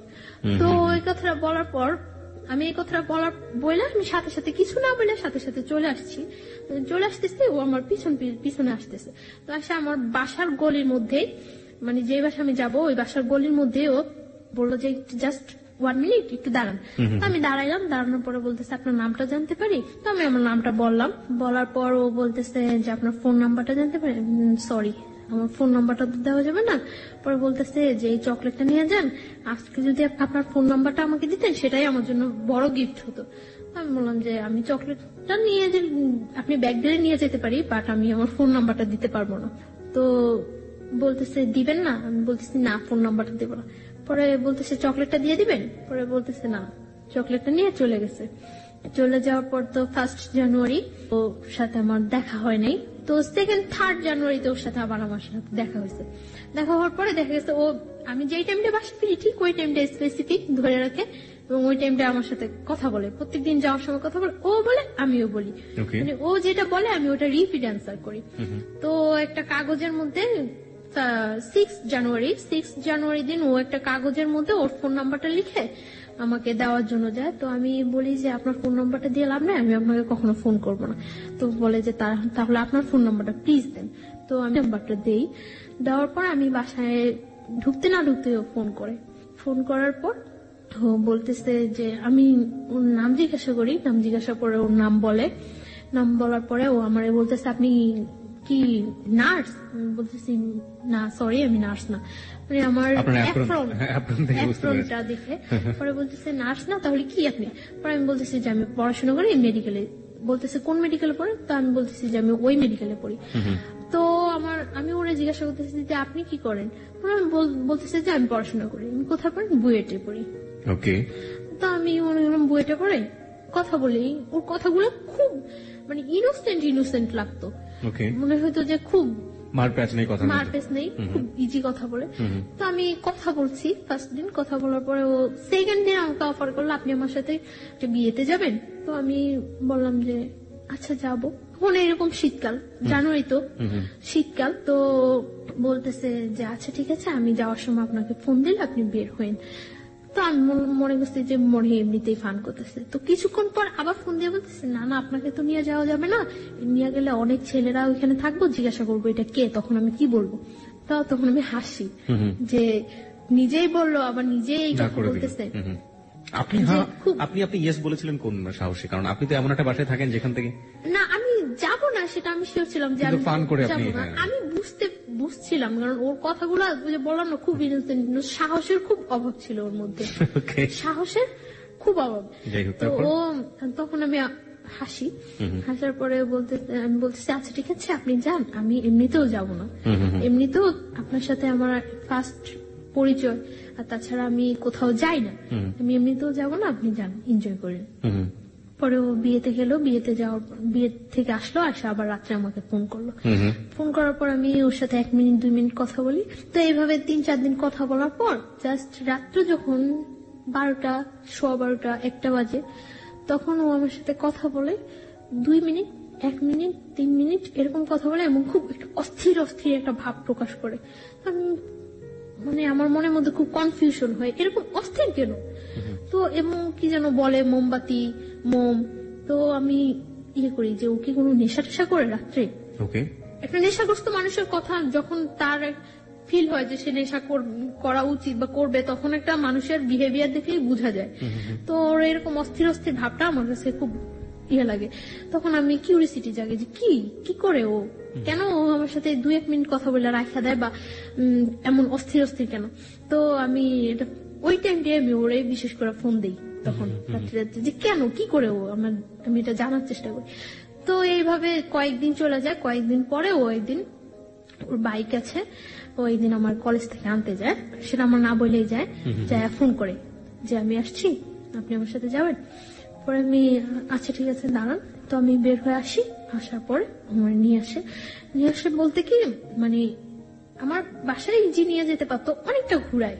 তো ও বলে যে আপনি জাস্ট আমাকে একটু সাপোর্ট করে বসেন, যাতে আপনি পড়ে না যান, আমার ভয় লাগতেছে যদি আপনি পড়ে যান। আমি বলি কোনো প্রবলেম নেই। ও মহাখালীর দিকে নিয়ে যায়।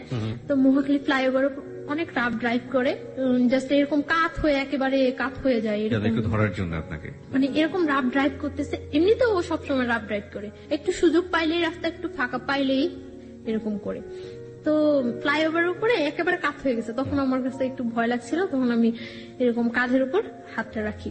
হাতটা রাখার পরে মানে এরকম করে অনেকটা ঘুরায়, মিরপুরের দিকে নিয়ে যায়, নিয়ে অনেকটা ঘুরে টুরে বাসার একটু দূরে বাসা থেকে নামায় দেয়। তো আমি বাসায় যাই, তারপরে এরকম কথা বলতে থাকে। তো ওই আমাকে বলে যে আপনি আমার ফ্রেন্ড হবেন। আমি বলছি আচ্ছা ঠিক আছে ফ্রেন্ড হবো। তখন কিন্তু আমি জানি না যে ও পড়াশোনা করে না বা কিছু। তখন আমি বলি যে আপনার ক্যাম্পাসটা তো কাছেই, আপনি কেন কলেজে যান না? তো বলে এই সমস্যা ওই সমস্যা, মারামারি করছে, এটা হয়েছে ওইটা হয়েছে, কিন্তু ও বলে না যে ও পড়াশোনা করে না বা করেই নি, ওইটাও বলে না। তো তারপর ও এইভাবে চলতে থাকে, কিছুদিন যায়, ও বলে যে আপনি আমার ফ্রেন্ড হন। আচ্ছা ফ্রেন্ডশিপ করলাম ওর সাথে। ফ্রেন্ডশিপ করার পরে মানে কয়েকদিন যায় ভালোই। তো ও বলতেছে যে ফ্রেন্ড থেকে তারপরে চিন্তা পরে করবো, আগে ফ্রেন্ড। আপনার বাসায় বুঝতে পারতাম না এগুলো, যে আপনি যেখানে আছেন যেভাবে আছেন, আপনার তো যিনি আপনাকে জোর করে বিয়ে করেছেন তারও তো বোঝার ব্যাপার ছিল, সেও বুঝতে পারতো না? কেউ বুঝতে পারতো না। আমি সবসময় মানে আউটসাইডে বাইরে গিয়ে ওর সাথে বেশি কথা বলতাম, আর রাতে 2-1 মিনিট কথা বলতাম। তো একদিন আমরা ধানমন্ডি লেকে নিয়ে যায় আমাকে কলেজ থেকে, মানে কথা বলতে থাকে। তো কথার মধ্যে আমি হঠাৎ দেখি ও সিগারেট খাচ্ছে। তো তখন আমি ইয়ে করি যে ও স্মোক করে। তো আমি ওর কথার মধ্যে জিজ্ঞাসা করি যে আপনি কি কোনো নেশা করেন, ড্রাগস নেন বা অ্যাডিক্টেড আপনি? পরে বলতেছে যে হ্যাঁ। পরে আমি বলতেছি যে কেন? পরে বলতেছে যে আমার লাইফে একটা কষ্ট আছে তার জন্য। তো আমি বলছি কি কষ্ট? তো বলে যে একটা মেয়ের সাথে আমার অ্যাফেয়ার ছিল, তো মেয়েটা আমার ছাড়ে চলে গেছে, তারপর থেকে আমি ইয়ে করি। তারপর মানে এই কথা বলে। তো আমি বলতেছি যে মেয়েটা চলে গেছে তার জন্য আপনি এভাবে ড্রাগ নিচ্ছেন, এটা কিন্তু ঠিক না। এইভাবে ও কথাটা বলছে, আমার কাছে খুব খারাপ লাগছে। তারপর আমি ওর সাথে ভালো ফ্রেন্ডশিপ করি, প্রায় প্রত্যেক দিনই কথা বলি, সকালে যাওয়ার সময় কথা বলি, বিকালে আসার সময় কথা বলি। তো ও দেখা গেছে মানে আমার বাসার সামনে দিয়ে যাওয়ার সময়, মানে যেতে হলে আমার বাসার সামনে দিয়ে যেতে হয়, আর আমার আসতে হলে ওর বাসার সামনে দিয়ে আসতে হয়। মানে যাচ্ছে আমাকে দেখে যাচ্ছে, আসছে আমাকে দেখে আসছে, এভাবে চলতে থাকি কিছুদিন। তারপরে কিছুদিন চলার পরে একদিন আমি মানে আমার মার সাথে কথা বলি। আমি মার সাথে কথা বলার পর আমার মন খুব খারাপ থাকে। তখন মার্চের 7 তারিখ, 8 তারিখ থেকে আমার পরীক্ষা, 3rd সেমিস্টার। তো আমি ইয়ে করি, মার সাথে কথা বলার পরে মানে আমার মন খুব খারাপ থাকে। খারাপ থাকার পর আমি ওর ফোন করি, আমার সাথে মুভি দেখবেন? পরে বলতেছে হ্যাঁ দেখবো। আমি বলতেছি আচ্ছা ঠিক আছে। তখন বাজে 12:30 দুপুর। হ্যাঁ দুপুর। আমরা 3টার দিকে মুভি দেখবো এই করি। পরে ও অনেক ফ্রেন্ডদের ফোন দেয় ওর, যে কোন হলে মুভি দেখা যায়, মুভি দেখার মতো কোন ভালো পরিবেশ আছে। তখন মানে স্টার নেটফ্লিক্সে তো সিটিতে নিয়ে আসে আমাকে, বাসা থেকে বের হই 2টার দিকে। তো আস্তে আস্তে আসার পরে লাল মুভিটাই হয়। আসার পরে টিকিট পাই না, আমরা টিকিট পাই না। তো আমি ওই দিন অনেক জেদ করি যে আমি আজকে মুভি দেখবই। আমার কাছে খুব খারাপ লাগতে থাকে, মানে ও কোনো ফ্যাক্ট না, আমি যে ওর সাথে ঘুরতেছি বা মুভি দেখতেছি এটা কোনো ফ্যাক্ট না। আমার মনের মধ্যে ওই ইয়াটাই থাকে যে আমার মার সাথে আমি কথা বলছি, ওই ব্যাপারটাই আমার মনের মধ্যে সবসময় কাজ করতে থাকে। টিকিট পায় না, টিকিট না পাওয়ার পরে 7টা শো টিকিট ইয়ে করে, প্রবলেম নেই 7টাই দেখবো। টিকিট কেনার পরে এখন এখানে গিয়ে এতক্ষণ ওয়েট করবো। তো আমাকে বাইরে নিয়ে যায় বাইক দিয়ে, একেবারে টিএসসি ভার্সিটি টার্সিটি হয়ে একেবারে ওইদিকে জগন্নাথ কলেজ টলেজ ওইদিকে ইয়ে হয়ে ঘুরায়।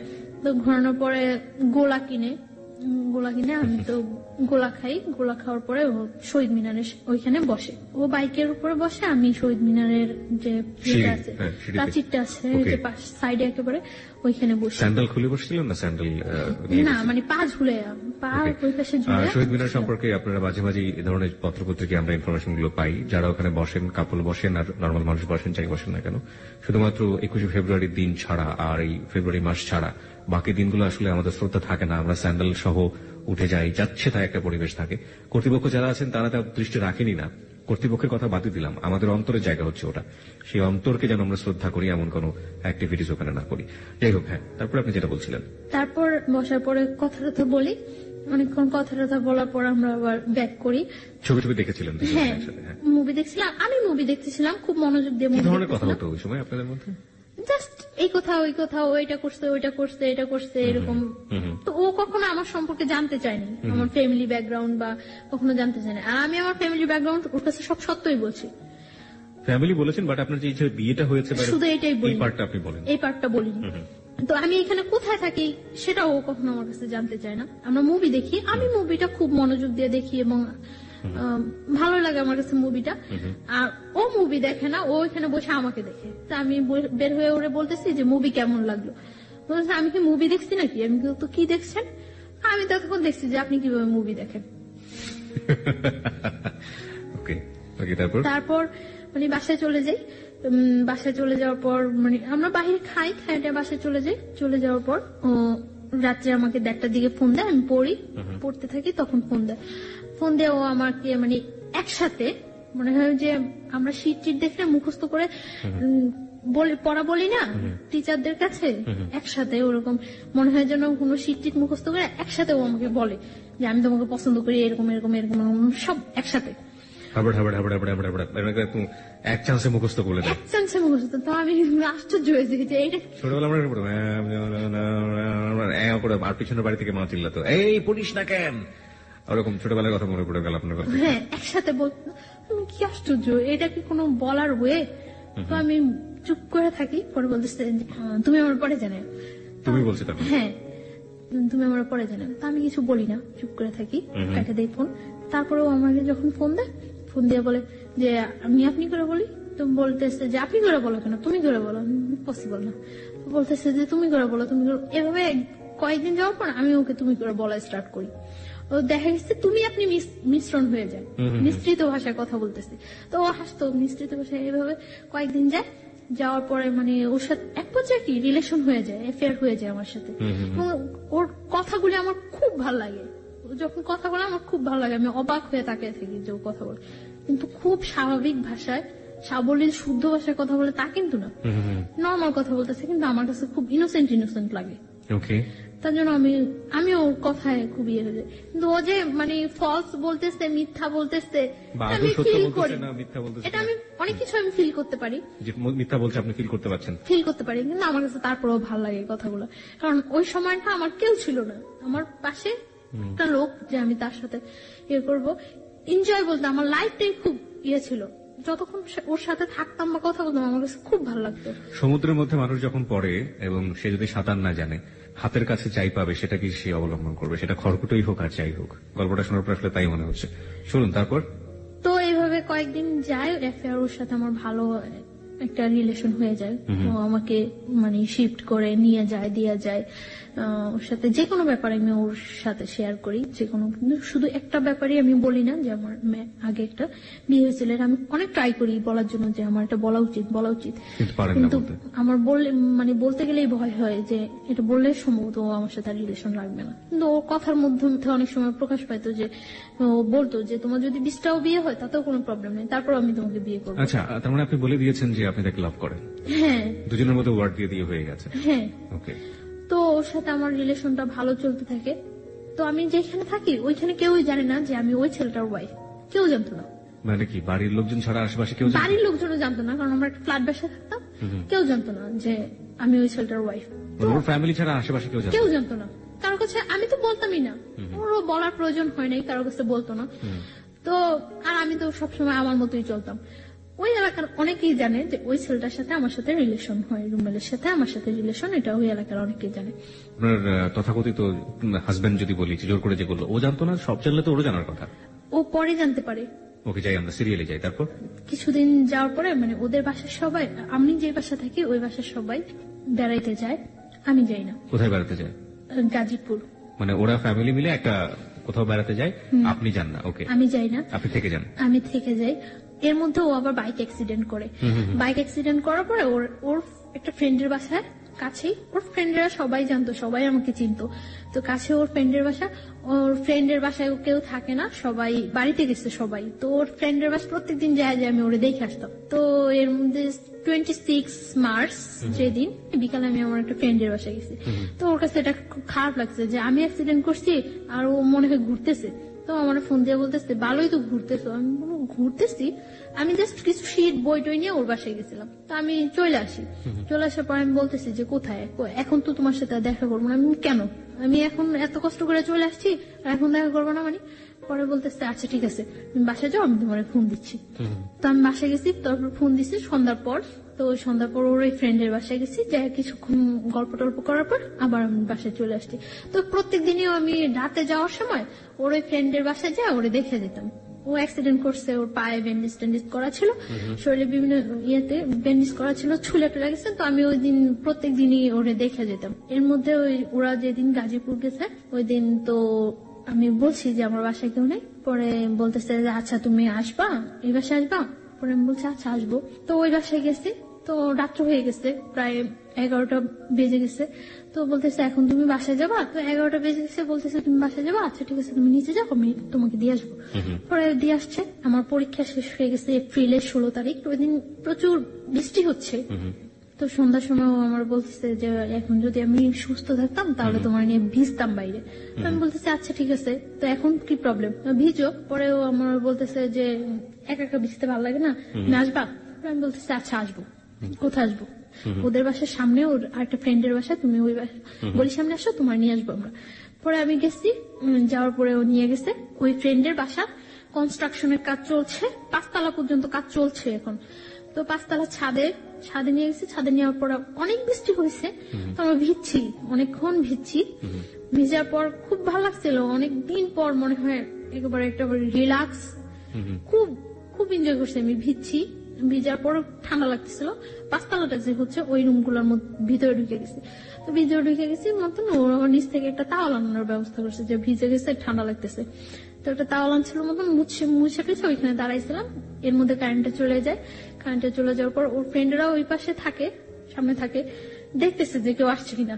আর আমরা এই পাশে দাঁড়ায় কথা বলতেছি। তো আমি কারেন্টটা চলে যাওয়ার পর আমার ভয় লাগে যে আল্লাহ আমি এখানে আসলাম, এতগুলা ছেলে না কি চিনি না জানি না, হয়তো কয়েকদিনের মাত্র পরিচয়, এর চেয়ে কয়েকদিনের রিলেশন, এর চেয়ে কত ডিপ রিলেশন থাকলেও মানুষের জীবনে কত অঘটন ঘটে যায়।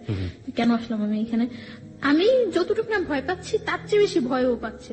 ও আমাকে প্রচুর ভয় পেত, এটা আমার কাছে সবচেয়ে ভালো লাগতো, খুব ভয় পেত আমার। ওকে, মেয়েরা কি আসলে এটা লাইক করে কিনা? ছেলেরা তাদের দেখে ভয় পাবে, ইনফ্যাক্ট কাছের মানুষ তাদের দেখে ভয় পাবে, হয়তো লাইক করে। না, আমি পরে ওকে জিজ্ঞাসা করছিলাম যে তুমি আমার ভয় পেতে কেন? আমি তোমার ভয় পেতাম না, জাস্ট সম্মান করতাম যে আমি যদি তোমার সাথে ভুলেও কোনো ফল্ট করে থাকি তাহলে যদি তুমি চলে যাও, এর জন্য আমি তোমার ভয় পেয়ে থাকতাম। তারপরে কি হলো ওই সময়টা? ওটা বলেন, ওটা নিয়ে লোকজন খুব বেশি আগ্রহ পোষণ করছে যে ওই সময় কি হচ্ছে, সো রোমান্টিক সিচুয়েশন। তো মানে তাওয়াল নিয়ে আসে, তো তাওয়াল নিয়ে আসে মুছার পর আমি ওখানে দাঁড়ায়, আমি ফোনে গান ছাড়ি। ফোনে কোন গানটা ছাড়েন? এমনি গান, মানে অডিও ছেড়ে দেয়, অডিও ছাড়ার পরে গান চলে। তো আমি দাঁড়ায় আছি, দাঁড়ায় কাঁপতেছি। ও আমার পাশেই এসে বসে, একটা বেঞ্চ থাকে, বেঞ্চের উপরে বসে ওর ফোনটা টিপতেছে। মানে আমিও না মনে হয় যে ওকে জীবনে দেখে নেই চিনি না, ও আমার মনে হয় জীবনে দেখে নেই চিনি না, এরকম একটা সিচুয়েশন। দুজনই লজ্জা পাচ্ছেন প্রচন্ড। আমি ভয় পাচ্ছি, আমি তো চেহারার দিকে তাকিয়েছি না যে ও কি পাইতেছে, ভয় পাইতেছে না হাসতেছে না কাঁপতেছে, আমি এটা দেখতেই না। আমি ভয় পাইতেছি আর খুব প্রকাশ করতেছি যে ওর দিকে আমার কোনো মনে নেই। আমি ফোনে গান ছেড়ে ফোন টিপাটিপি করতেছি আর বলতেছি আল্লাহ কতক্ষণ বৃষ্টিটা থামবো, আমি বাসায় যাবো, কতক্ষণ থামবো। আর বলতেছে একটা ছাতা আনো না, আমি বাসায় যাই, একটা ছাতা আনো না। ওরা বলতেছে এখন আমি ছাতা আনতে হয়ে যাবো, আর এত বৃষ্টির মধ্যে তুমি বের হইলেও সমস্যা কেউ দেখলে, তার চেয়ে বরং বৃষ্টিটা কমুক তারপরে যাও। তো সন্ধ্যার পর আর কি বিজলি চমকাইতেছে, বাইরে অনেক বিদ্যুৎ চমকাইতেছে, ভয় লাগতেছে। কিছুক্ষণ দাঁড়ানোর পর বৃষ্টিটা আস্তে কমে গেছে। বৃষ্টিটা কমে যাওয়ার পর আমি বলতেছি যে আমি চলে যেতেছি। মানে আমি যখন যাচ্ছি তখন আমার হাতে টাচ করছে, এই ফার্স্ট হাতে টাচ করছে। মানে আমার হাতটা ধরে টান দিয়ে বলতেছে আমি জাস্ট তোমার কাছ থেকে ঠিক এতটুকুই চাই, এর বেশি কিছু চাই না। তারপর আমি চলে আসছি বাসায়। চলে আসা 2-3 দিন পরে আরেকদিন সন্ধ্যার পর বের হয়েছি, আমাকে একটা বাসায় নিয়ে গেছে, তাও আরেকটা বাসার ছাদে নিয়ে গেছে। ওকে। ফ্রেন্ডদের অনেক ফ্রেন্ড ছিল, সাঙ্গভঙ্গ ছিল, সবাই ওকে খুব ভয় পেতো, সবাই ওরে খুব ভয় পেতো, শুধু আমি ছাড়া। সবাই অনেক ভয় পেতো। ও বলতো যে তুমি ছাড়া সবাই আমার অনেক ভয় পায়। তো একটু সন্ত্রাসী টাইপের ছিল। তো একটা ফ্রেন্ডের বাসায় নিয়ে গেছে, ছাদে নিয়ে গেছে। তো ওই দিনও ছাদে বসে অনেকক্ষণ কথা টথা বলছি। ওই দিন ওয়েদার খুব ভালো, কথা টথা বলছি অনেকক্ষণ। কথা টথা বলার পরে আমি বাসায় চলে আসতেছি। তো আমার বাসার আসার একটু আগে মানে গলির মধ্যে আসার পরে ফার্স্ট আমি চলে আসতেছি, তখন আমার হাত ধরে বলতেছে যাও গিয়া। আমি বলছি হ্যাঁ যাই গিয়া। তো তারপর ও মানে আমার হাতটা ধরে টাই না কাছে নিয়ে ফার্স্ট ও আমার কিস করলো, এই ফার্স্ট। এর মধ্যে ওর সাথে আমার কোনো মানে টাচ বা এ ধরনের কোনো কিছু হয়নি। হ্যাঁ, ফার্স্ট কিস করলো, আমিও খুব অবাক হয়ে গেছি, কি করলো কাজটা, মানে খারাপ লাগছিল। আমি বাসায় আসার পর ওর সাথে আর কথা বলতেছি না, 2 দিন যাবো তোর সাথে কথা বললে। তো পরে সরি বললো, সরি বলার পর আবার আমরা কথা টথা বলতেছি। ও এর মধ্যে কার কাছে যেন শুনছিল যে আমার আগে একটা বিয়ে হয়েছে। তো আমার এই কথা জিজ্ঞাসা করানোর পরে আমি বলছি না হয়নি। প্রথমে আপনি অস্বীকার করেছেন? হ্যাঁ, না হয়নি, এরকম কিছু হয়নি। আর আমি ওই বিয়েটা তো মানিই না, আমি কি বলবো যে হ্যাঁ হয়েছে, মানিই না এক কথায়। আমি চাইছিলাম যে ওর কাছে সবকিছু ক্লিয়ারলি বলার জন্য, বাট আমি ওরকম কোনো ইয়ে পাইতেছি না যে বললে ও থাকবো না থাকবো। এটা মানে ওকে নিয়ে আপনার মনের মধ্যে একটা ইয়েও হয়ে গেছে যে ও চলে গেলে আপনার জন্য সাস্টেন করাটা খুব কঠিন হয়ে যাবে। আর একই সাথে আপনি খুব তোলাচলের মধ্যেও আছেন যে বলবেন কি বলবেন না। তারপর ও আমার বলছে আচ্ছা ঠিক আছে তাহলে তুমি আমার সাথে বাইরে যাবা। আচ্ছা যাবো। মানে তখন ও যেটা বলে আমি ওইটাই রাজি, ও যেটা বলে আমি ওইটাই রাজি। বলছে আচ্ছা ঠিক আছে যাবো। তো কোথায়? আচ্ছা কক্সবাজার। আমি বলছি আচ্ছা ঠিক আছে যাবো, আগে বিয়ে করতে হবে। আপনি বললেন ওকে যে আগে বিয়ে করতে হবে? হ্যাঁ, বিয়ে না করলে আমি তোমার সাথে কক্সবাজার যাবো কেন? আশ্চর্য, তুমি কে? আর তোমার সাথে আমার যতটাই রিলেশন হোক এত দূরে যাওয়া তোমার সাথে কখনো পসিবল না। তখন আমি জানতে পারি যে ও পড়াশোনা করে না। কিভাবে জানলেন? ও নিজে থেকেই মানে ওর মুহূর্তে সবকিছু বলে দিয়েছে না, ওর বিহেভে আস্তে আস্তে ফিল হয়েছে যে ও পড়াশোনা করে না। তারপর ও স্বীকারও করছে যে ও পড়াশোনা করে, নিজে থেকেই বলছে। কোন ক্লাস পর্যন্ত পড়েছে নাকি একেবারেই পড়েনি? 9 পর্যন্ত নাকি পড়ছে। তারপর এই কথা হয় যে বিয়ের পর কক্সবাজার যাব। আচ্ছা ঠিক আছে। তো ও রাজি হয়, আমিও রাজি হই। তারপর আমরা একটা মসজিদে কিছু ফ্রেন্ড সময় একটা মসজিদে হুজুরের মাধ্যমে বিয়ে করি। এবং আপনি তখনও জানালেন না যে আপনি বিবাহিত? না, তখন আমি জানাইনি যে আমি বিবাহিত। তো তখন ও শুনে একটু শুনে। তো ওর বাসা থেকে আমার বাসাটা ডিফারেন্স ছিল, আমি যে মাঝখানে 2টা বাসা। তো আমার মনের মধ্যে সবসময় এটা হতো যে ও যেহেতু আমাকে পছন্দ করে, আমার সাথে ওর অ্যাফেয়ার, ওকে আমার সম্বন্ধে খোঁজ খবর না নিছে, আর তাহলে ও কেন বলে এটা যে হ্যাঁ তোমার কিসটা বিয়ে হলো আমি তোমাকে বিয়ে করবো। একটা প্রস্টিটিউট গালে রেখে কেউ বিয়ে করে ভালো করে না? তো ও সবসময় এই কথাগুলি বলতো। তার জন্য আমার মনের মধ্যে আরো ও সম্ভবত জানে। তারপর হুজুর আমাদের বিয়ে পড়ানোর পরে কাগজ টাগজ সবকিছুই হয়। বিয়ের পর আমরা কক্সবাজার যাই, আমি ওর সাথে কক্সবাজার যাই। ও তখন আমাকে বিলিভ করে না, জাস্ট করে ঠিক আছে। ওর মনের মধ্যে একটা থাকে যে ওর অনেক শত্রু থাকে, থাকে যে আমি ওর কোনো ক্ষতি করার জন্য কেউ আমাকে সেট টেট করলো নাকি। আচ্ছা আমাকে একটু বলেন তো, আপনি যে এত বড় একটা রিস্ক নিলেন, আপনার আগের যে হাজবেন্ড ছিল, হাজবেন্ড আসলে আপনার দিক থেকে না হলেও তো সে কাগজে কলমে হয়ে গিয়েছে আপনার সাথে, হাজবেন্ড জোর করেই করেছে, তো সেও তো ব্যাপারটা জানে না তখনও? না, জানে না। তো আপনার কি মনে হয়নি কখনো যে আপনি যে রিস্কটা নিচ্ছেন, যে ঝুঁকিটা নিচ্ছেন, এটা এক ধরনের আপনাকে ডিজাস্টার করে দেবে বা একটা বড় ধরনের সমস্যায় ফেলবে? আমার তখন ওর ছাড়া আমার মাথার মধ্যে কিছুই ছিল না। আর ও যেটা বলতো আমি ওটাই হ্যাঁ, ও যেটা বলতো না করতো ওইটা না। এবং আমার সবসময় ছিল যে যাই হোক আমার ওকে প্রয়োজন আমার। এবং যেটা হয়েছে যে আপনার আশঙ্কা হয়েছে যদি আমি বলি বিবাহিত, যদি ওকে হারাই, এবং সেই কারণে আপনি গোপন করে গেছেন, তাই তো? গোপন করে গেছি। ওকে, যান। তারপর আমরা কক্সবাজার যাওয়ার জন্য বাসে উঠি। বাসে উঠার পরও আমার ফোনটা নিয়ে অফ করে দেয়, কারণ ওর মনের মধ্যে একটা শঙ্কা থাকে যে কেউ আমাকে আবার ওর কাছে পাঠাইলো নাকি, সেট করলো নাকি। কারণ ও বিভিন্ন সাইডে ও অ্যাডজাস্ট। ওকে। তার জন্য মানে আমি ওগুলো কিছুই জানতাম না যে আগে। ও আচ্ছা, বিভিন্ন সাইডে অ্যাডজাস্ট। সুতরাং ওর মনে আশঙ্কা হয়েছে যে কোনোভাবে গোয়েন্দাগিরি করুক বা কোনো ধরনের ক্ষতি করার জন্য ওকে ইনভলভ করে দিল কিনা, হ্যাঁ এই ধরনের। তার জন্য ও তখন মানে কাবিন করে ইয়ে করে নেই, রেজিস্টার করে ইয়ে করে বিয়েটা করেনি, শুধুমাত্র মসজিদে গিয়ে বিয়েটা করেছে। হুজুর দিয়ে ইয়ে করে বিয়ে করছে যে ও কক্সবাজার যাওয়ার পর শিওর হবে ওকে, যে ও কোনো ক্ষতি তো- করবেন না আপনি। হ্যাঁ, আমরা বাসে যাই, যাওয়ার পরে তো তারপর হোটেলে উঠি। দিন আমরা বিকালে সি বিচে ঘুরি, সি বিচে ঘুরে আসার পর রাত্রে ওর সাথে আমার কথা হয়।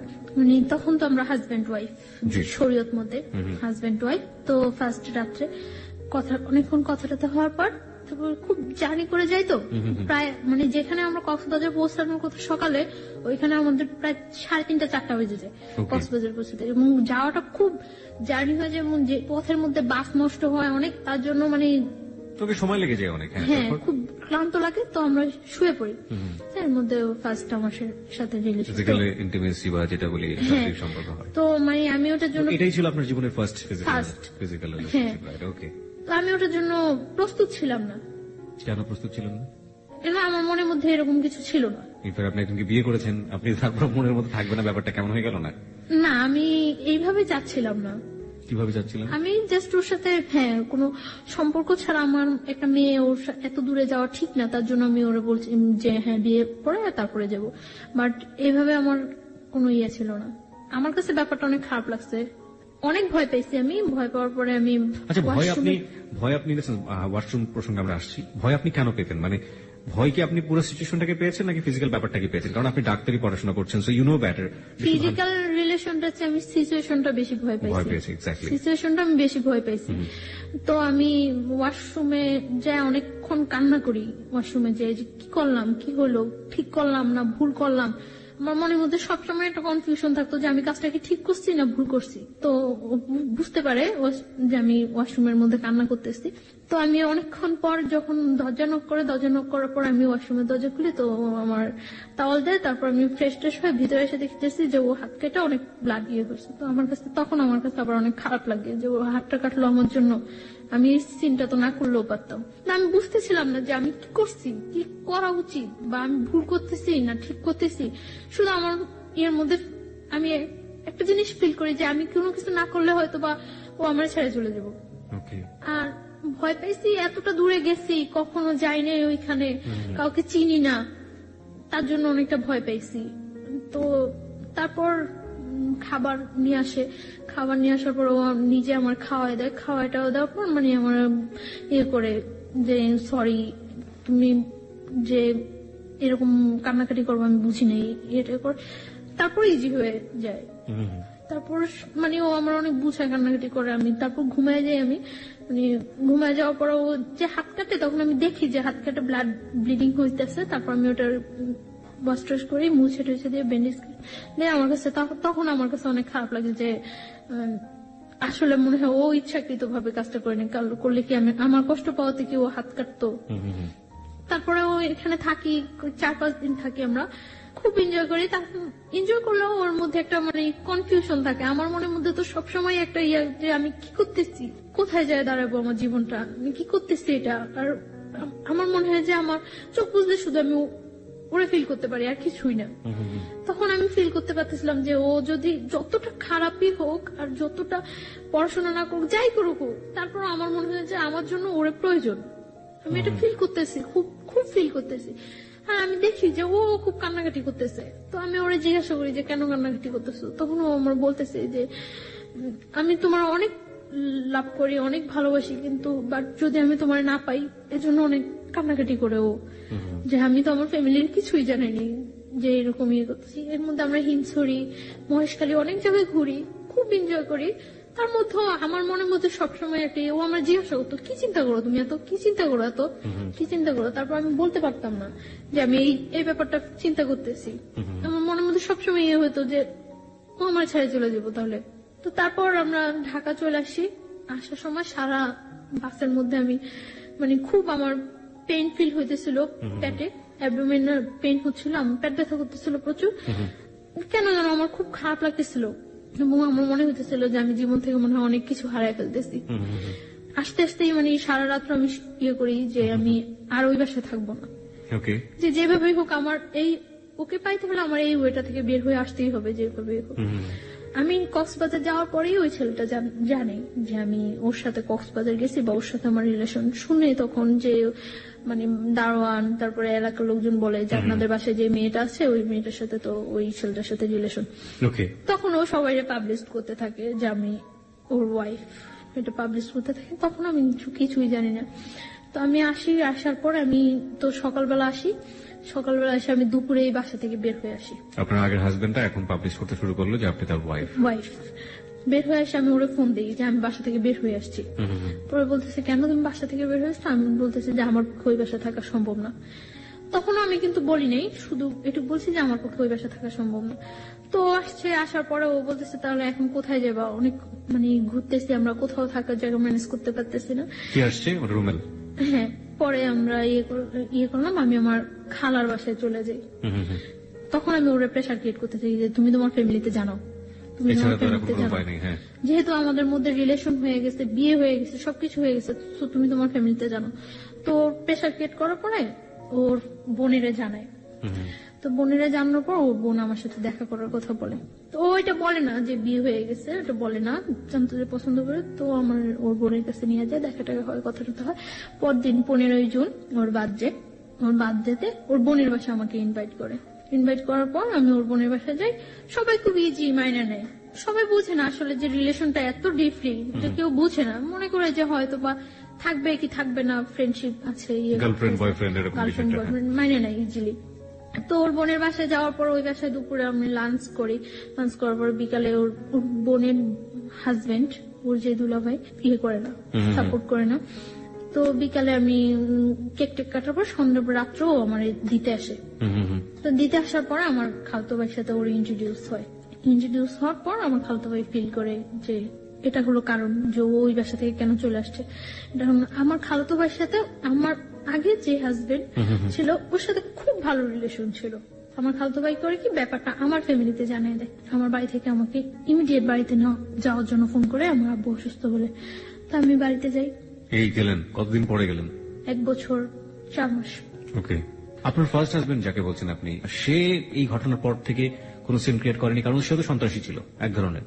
ও তো মানে গ্রামে থাকতো, শহরে ওর প্রভাব নেই। ও মানে খুব ঠান্ডা মাথায় করতো, কাজগুলো করতো, কোনো মানে করতো না, ও করছে যে একই এলাকার মধ্যে যখন ঘটনা, তো আমি যদি এটা পাবলিশ করে দিতে পারি ও আমার ওয়াইফ, তাহলে ও এখানে কখনো এস্টাবলিশড হতে পারবে না। কক্সবাজার যাও কিছুদিন আগে হঠাৎ করে ও যখন মানে আস্তে আস্তে শুনতে থাকে, তখন ও ওই ফ্ল্যাটটা ছেড়ে দেয়। ফ্ল্যাটটা ছেড়ে ওর মাকে বাড়িতে পাঠিয়ে দিয়ে একটা টিন শেড বাসা নেয় ওইখানে, টিন শেড বাসা নেয়। তো ওই বাসায় আমার ওর সাথে উঠতে এখন আমি বাধ্য। ওই বাসায় উঠি, 1 রুম বাসা, তো মানে যাতে সবাই জানতে পারে যে আমি ওর ওয়াইফ এরকম একটা করে। ওই বাসা আমার মনে হয় 7-8 দিন থাকা হয়। তারপর তো আমি কক্সবাজারে চলে যাই। কক্সবাজার যাই আমি 6 তারিখ, আসি আমরা 12 তারিখ। তো আপনি যেটা বলছিলেন যে আপনার বাবার বাসায় গেলেন 1 বছর 4 মাস পর, সেখানকার থেকে আমরা শুরু করেন? না, আমার বাড়ি থেকে করে যে আমার আব্বু অসুস্থ, বাড়ি যাওয়ার জন্য বলে যে আমার কাকা, আমার যারা আছে সবাই বাড়ি যাচ্ছে। তো আমি কয়েকজনের কাছে ফোন দিই, কেউই জানে না আমার আব্বু যে অসুস্থ। তারপর মানে হঠাৎ করে শুনে আমি আর করতে পারি না। আমি বলছি আচ্ছা ঠিক আছে আমি আসবো। তো কিছুক্ষণ পর আবার সবাই ফোন দিয়ে বলতেছে হ্যাঁ তোমার আব্বু অসুস্থ। আমার কাছে ব্যাপারটা খুব লাগে। তা আমি ওরা বলতেছি যে আমার এইভাবে বাসায় বাড়িতে নিয়ে যেতেছে। আমি ওর সাথে হোস্টেল খুঁজতেছি তখন। তো বাড়িতে যেতে হবে, আমি বাড়ি যাওয়ার জন্য দুপুরে আমরা ওর কাছ থেকে বিদায় নিয়ে আসতেছি। ও রাস্তার মধ্যে দাঁড়ায় কান্না করতেছে, আমি চলে আসতেছি, ও কান্না করতেছে। আমার কাছে খুব খারাপ লাগতেছে তখন যে সেই জানুয়ারি মাস থেকে ওর সাথে আমার হইতেছে, কিন্তু কখন আমি একটা দিন মনে হয় ওরে ছাড়া ওর সাথে আমার দেখা হয়নি, এরকম যায়নি। ও যখন রাস্তার মধ্যে দাঁড়ায় কান্না করতেছে তখন আমার কাছে খুব খারাপ লাগতেছিল যে আমি যাব না। তারপর আমি বাড়িতে যাই। যখন আমি লঞ্চে উঠার পর মানে কিছুটা যাওয়ার পর আমি জানতে পারি যে আমার খালতো ভাইটা ফিক করে আমাকে বাড়িতে নিয়ে যাচ্ছে। তখন আমার মানে লঞ্চের মধ্যে বলতেছে যে তুই যে কাজটা করছো কাজটা কি ঠিক? আমার খালতো ভাইটা আমার 6 মান্থের ছোট। তো ও যে আমাকে লাইক করতো, পছন্দ করতো, সেটা আমি কিছুই জানতাম না। আমি হঠাৎ দেখতেছি ও আমার পা ধরে বলতেছে যে আমি তোর অনেক ভালোবাসতাম, তুই যে এই কাজটা করবি আমি কখনো বুঝিনি। হ্যাঁ, আশ্চর্য হয়ে যায় যে ও কি বললো এটা। পরে আমি বলছি কি কাজ? পরে বলতেছে তুই এইরকম একটা ছেলের সাথে করতেছিস, করতেই পারি, এটা আমার life. Let me ask you one thing. আপনার কি ফার্স্ট লাইফটা সম্পর্কে সে জানতো না যে আপনি হ্যাঁ জানতো। তারপরে এবং ফার্স্ট লাইফটা আমার যতটুকু মানে সাপোর্ট করার ও আমার তখন করতো, যে এইভাবে এইভাবে তুই বাইরে আসবি ওইখান থেকে, এইভাবে এইভাবে ইয়ে করবি। ওর সাথে আমার সাথে জাস্ট একটা ফ্রেন্ডের মতো ছিল আমার খালতো ভাইটার সাথে আমার সাথে। ওকে, যখন দেখলো যে আপনি বাইরে হয়েই গেছেন অন্য একজনের সাথে, তখন কি সে আপনার পা ধরতেছে যে না তুই এটা করতে পারবি না? ওকে, হ্যাঁ, এবং আমার ফার্স্ট লাইফটা মানে যত সমস্যাগুলি সিনক্রেট করছি আমি ওই বাসায় সবটা ওর ইয়াতে করছি। ওকে, লেট মি, আমার মনে হয় গল্পটা অনেক জটিল হয়ে গেছে আমাদের শ্রোতাদের কাছে, আমি একটু পরিষ্কার করে দিতে চাই। বন্ধন ব্যাপারটা হচ্ছে এরকম যে প্রথম যে ঘটনাটা ঘটেছে তার জীবনে, ছায়ার জীবনে, সেটা তো আপনারা জানেনই যে জোরপূর্বক, এবং জোরপূর্বক ওর কোনো যাওয়ার কোনো গতি ছিল না, এবং যে কারণে সে ওই ছেলের সাথে এতদিন পর্যন্ত থেকেছে, ওই বাসায় থাকতে হয়েছে তার। এই থাকা অবস্থায় সে তার খালাতো ভাইয়ের কাছ থেকে ফুল সাপোর্টটা পেয়েছে, এবং খালাতো ভাই বলেছে কিভাবে কিভাবে বাসা থেকে বের হয়ে আসবি, কিভাবে কিভাবে তুই আমার এই কাজটা করবি, ওই কাজটা করবি, ফুল সাপোর্টটা সে পেয়েছে। যখন ছায়া একটা ছেলেকে নিয়ে স্বপ্ন দেখছে এবং একটা ছেলেকে নিয়ে অলরেডি বের হয়ে গিয়েছে, ঠিক সেই মোমেন্টে খালাতো ভাই তাকে ওখান থেকে সরিয়ে নিয়ে আসার চেষ্টা করছে, কারণ খালাতো ভাইয়ের উদ্দেশ্য ছিল তাকে ওখান থেকে সরিয়ে নিয়ে আসা, এবং খালাতো ভাই তাকে লাভ করতো। ঘটনার ইকুয়েশনটা এখন এরকম। চলুন তারপর মানে ওর কথাগুলো শুনে আমি সব অবাক হয়ে গেছি। ও বলতেছে যে তুই যে কাজটা করছো, যে ছেলেটার সাথে তোর অ্যাফেয়ার, তোর কখনো ইয়ে করবো? পরে আমি বলতেছি হ্যাঁ করবো। তখনও কিন্তু ও জানে না যে আপনি ম্যারিড। না, তো আমি বলতেছি যে হ্যাঁ করবো। পরে বলতেছে যে, পরে ওর সাথে আমার সাথে অনেক কথা কাটাকাটি হয়। কাটাকাটি হওয়ার পরে তো সকালবেলা বাড়ি থেকে আমি ওর অনেক রিকোয়েস্ট করি যে তুই বাড়িতে কাউকে এই কথাটা বলবি না, বাড়িতে কাউকে এই কথাটা বলবি না। পরে আমি বাড়িতে যাওয়ার পর ও সাথে সাথে ব্যাপারটা আমার বোনের সাথে শেয়ার করে, এবং আগে থেকেই হয়তো ওই যে রাত্রে ওর সাথে ইন্ট্রোডিউসটা আমার মনে হয় রাতেই ফোনে ও ব্যাপারটা শেয়ার করছিল, এবং শেয়ার করার পরেই বাড়ি থেকে আমাকে নিয়ে যাওয়ার জন্য ইয়ে হয়েছে। আমি বাড়িতে যাওয়ার পরে আমার জিজ্ঞাসা করে যে এরকম যে সত্যি তোর সাথে ওই ছেলের সাথে রিলেশন? পরে আমি বলি যে না, আমার সাথে এরকম কোন ছেলের সাথে, কারণ আমি জানি যে ওইখান থেকে আমার আসতে হলে এটা আমার যেভাবে হোক চাপাই যেতে হবে। তো তারপরে কি করে আমার ফোন থেকে ওই নাম্বারটা, রুমেলের নাম্বারটা আমার বাড়ির সবাই সেন্ড করে দেয়, এবং তখন বাড়ি থেকে রুমেলের ফোন দেয়। ফোন দিয়ে রুমেলের বলে যে তুমি কি জানো ওর যে আগে একটা বিয়ে হয়েছিল? মানে আমার বাড়ি থেকে ইয়েটা ছিল এরকম যে আমার আগের হাজবেন্ডের সাথে কাট করে এখান থেকে আমাকে একেবারে নিয়ে যাবে, এবং নিয়ে যাওয়ার পরে যে আমি বাইরে যাই, কিছু বাইরে ইয়ে করে আসবো, আসার পর এস্টাবলিশড ভাবে ইয়ে করার জন্য। কিন্তু আমার খালতো ভাই ওটা ইয়ে করে যে ওই ছেলেটা পড়াশোনা করে না, বা দেখতে ইয়ে না, দেখতেও ততটা ইয়ে না, রুমেল ঢাকার ছেলে, তার জন্য সব দিক দিয়ে ওকে ডিসলাইক করানো, মানে যা করা লাগে সে সেটা করেছে। আর আমার খালতো ভাইটা সবাই খুব পছন্দ করে, আমার ফ্যামিলি ছাড়াও সবাই খুব পছন্দ করে ওরে। আমি ওরা অনেকবার রিকোয়েস্ট করছিলাম যে তুই বাড়িতে পড়বি না। ও কি করছে, বাড়িতে যা ফোন নাম্বারটা দিয়ে দেওয়ার পর রুমেলের ফোন করছে। আমার মা ফার্স্ট ফোন দেওয়ার পর, রুমের ফোন রিসিভ করার পরে বলতেছে আমি মানে আমার আগের হাজবেন্ডের বলতেছে যে আমি ওই লোকটার শাশুড়ি। তো অবাক হয়ে গেছে কি বলতেছে। তো ও মা বলে কথা বলছে, কথা বলার পরে মানে আমার বাড়ি থেকে বলে দিচ্ছে যে আমি ম্যারিড। তো আমার জিজ্ঞাসা করছে যে তুমি কি সত্যি ম্যারিড? আমি বলছি না, আমি ম্যারিড না। কখন আমি বিশ্বাসই করি না যে আমি বিয়ে করছি, বা আমার এরকম আমার ইয়ে ছিল যে ওরা আমি সবকিছু একদম সুন্দরভাবে বুঝাই বলবো। এইভাবে বললে তো পরে বলতেছে যে সত্যি তুমি ম্যারিড না? আমি একটু গিয়েছিলাম যে আমি যে কাজটা করিনি আমার পক্ষ থেকে, রিলিজিয়াস পার্সপেক্টিভে এটা বিয়ে না, এটা হওয়া সম্ভব না, এবং কোনোভাবেই আমার মনের মধ্যে এইটুকু গিয়েছিল যে আল্লাহ আমাকে কখনো এর জন্য শাস্তি দিব না, আমি তো ইচ্ছাকৃত ভাবে কিছু করিনি। তো বলতেছে আচ্ছা ঠিক আছে। পরে আমি পরদিনই আমি বাড়ি থেকে খুব তোড়জোড় করে আমি ঢাকা আসতেই হবে, পরদিনই আমি চলে আসি ঢাকা।